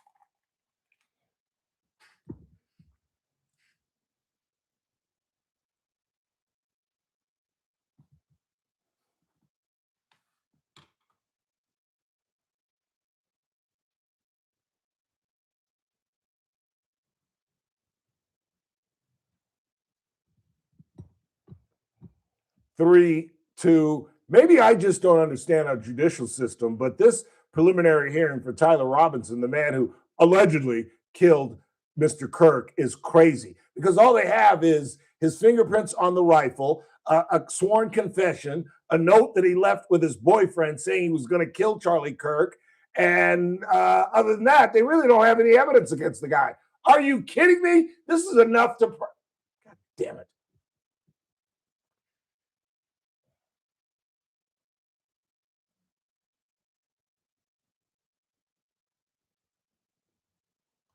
Three, two. Suddenly out of breath. Tell me I'm having a heart attack. 3, 2. Maybe I just don't understand. 3, 2. Maybe I just don't understand our judicial system, but why this preliminary hearing for Tyler Robinson, the alleged killer of Charlie Kirk, has gone on this long, I don't understand. I mean, all the evidence they have is his fingerprints on the gun, him climbing atop of the building, climbing out of the building, a confession that he gave to his lover, and a note that he left saying he was going to kill Charlie Kirk. Hell, they have enough evidence to prosecute him right now. 3, 2. It's that man again. Look what's coming up on the Friday TRBS. Well, it's a Friday. Rick Bentley, KGET entertainment reporter, joins us along with the great Kernak the Magnificent. All that plus me at 3. It's TRBS right here on Newstalk 96.1 and AM 1230. I'll see you at 3. 20 if you have a severe allergy to its ingredients. A weakened immune system may lower your response. Common side effects include injection site pain and swelling, fatigue, headache, muscle, and joint pain. For full prescribing information, please call 1-855-213-2138. Visit Prevnar20.com or talk to your doctor or pharmacist. I'm on Prevnar20.com now, scheduling my appointment. Good idea. And happy 50th. Hey folks, Scott Cox here, host of the First Look with Scott Cox radio program. You are listening to the Ralph Bailey Show right here on Newstalk 96.1 and AM 1230 KERN.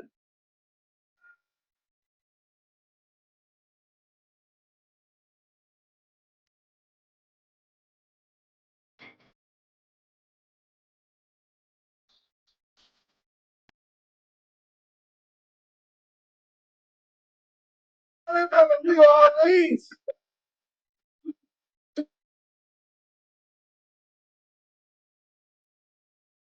Johnny be good, but he could play a guitar just like ringing a bell. Go, go, go, Johnny, go, go, go, Johnny, go, go, go. I said go. Johnny be good. He used to carry his guitar in a gunny sack by the railroad tracks.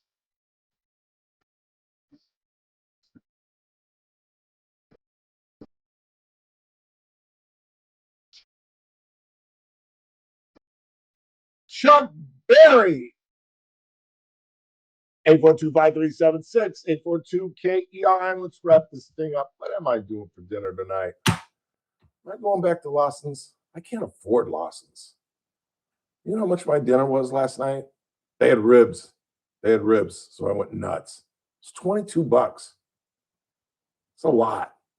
Because what I was going to do was just walk down to El Pollo Loco, the Crazy Chicken. The Crazy Chicken. I'm starting to enjoy El Pollo Loco.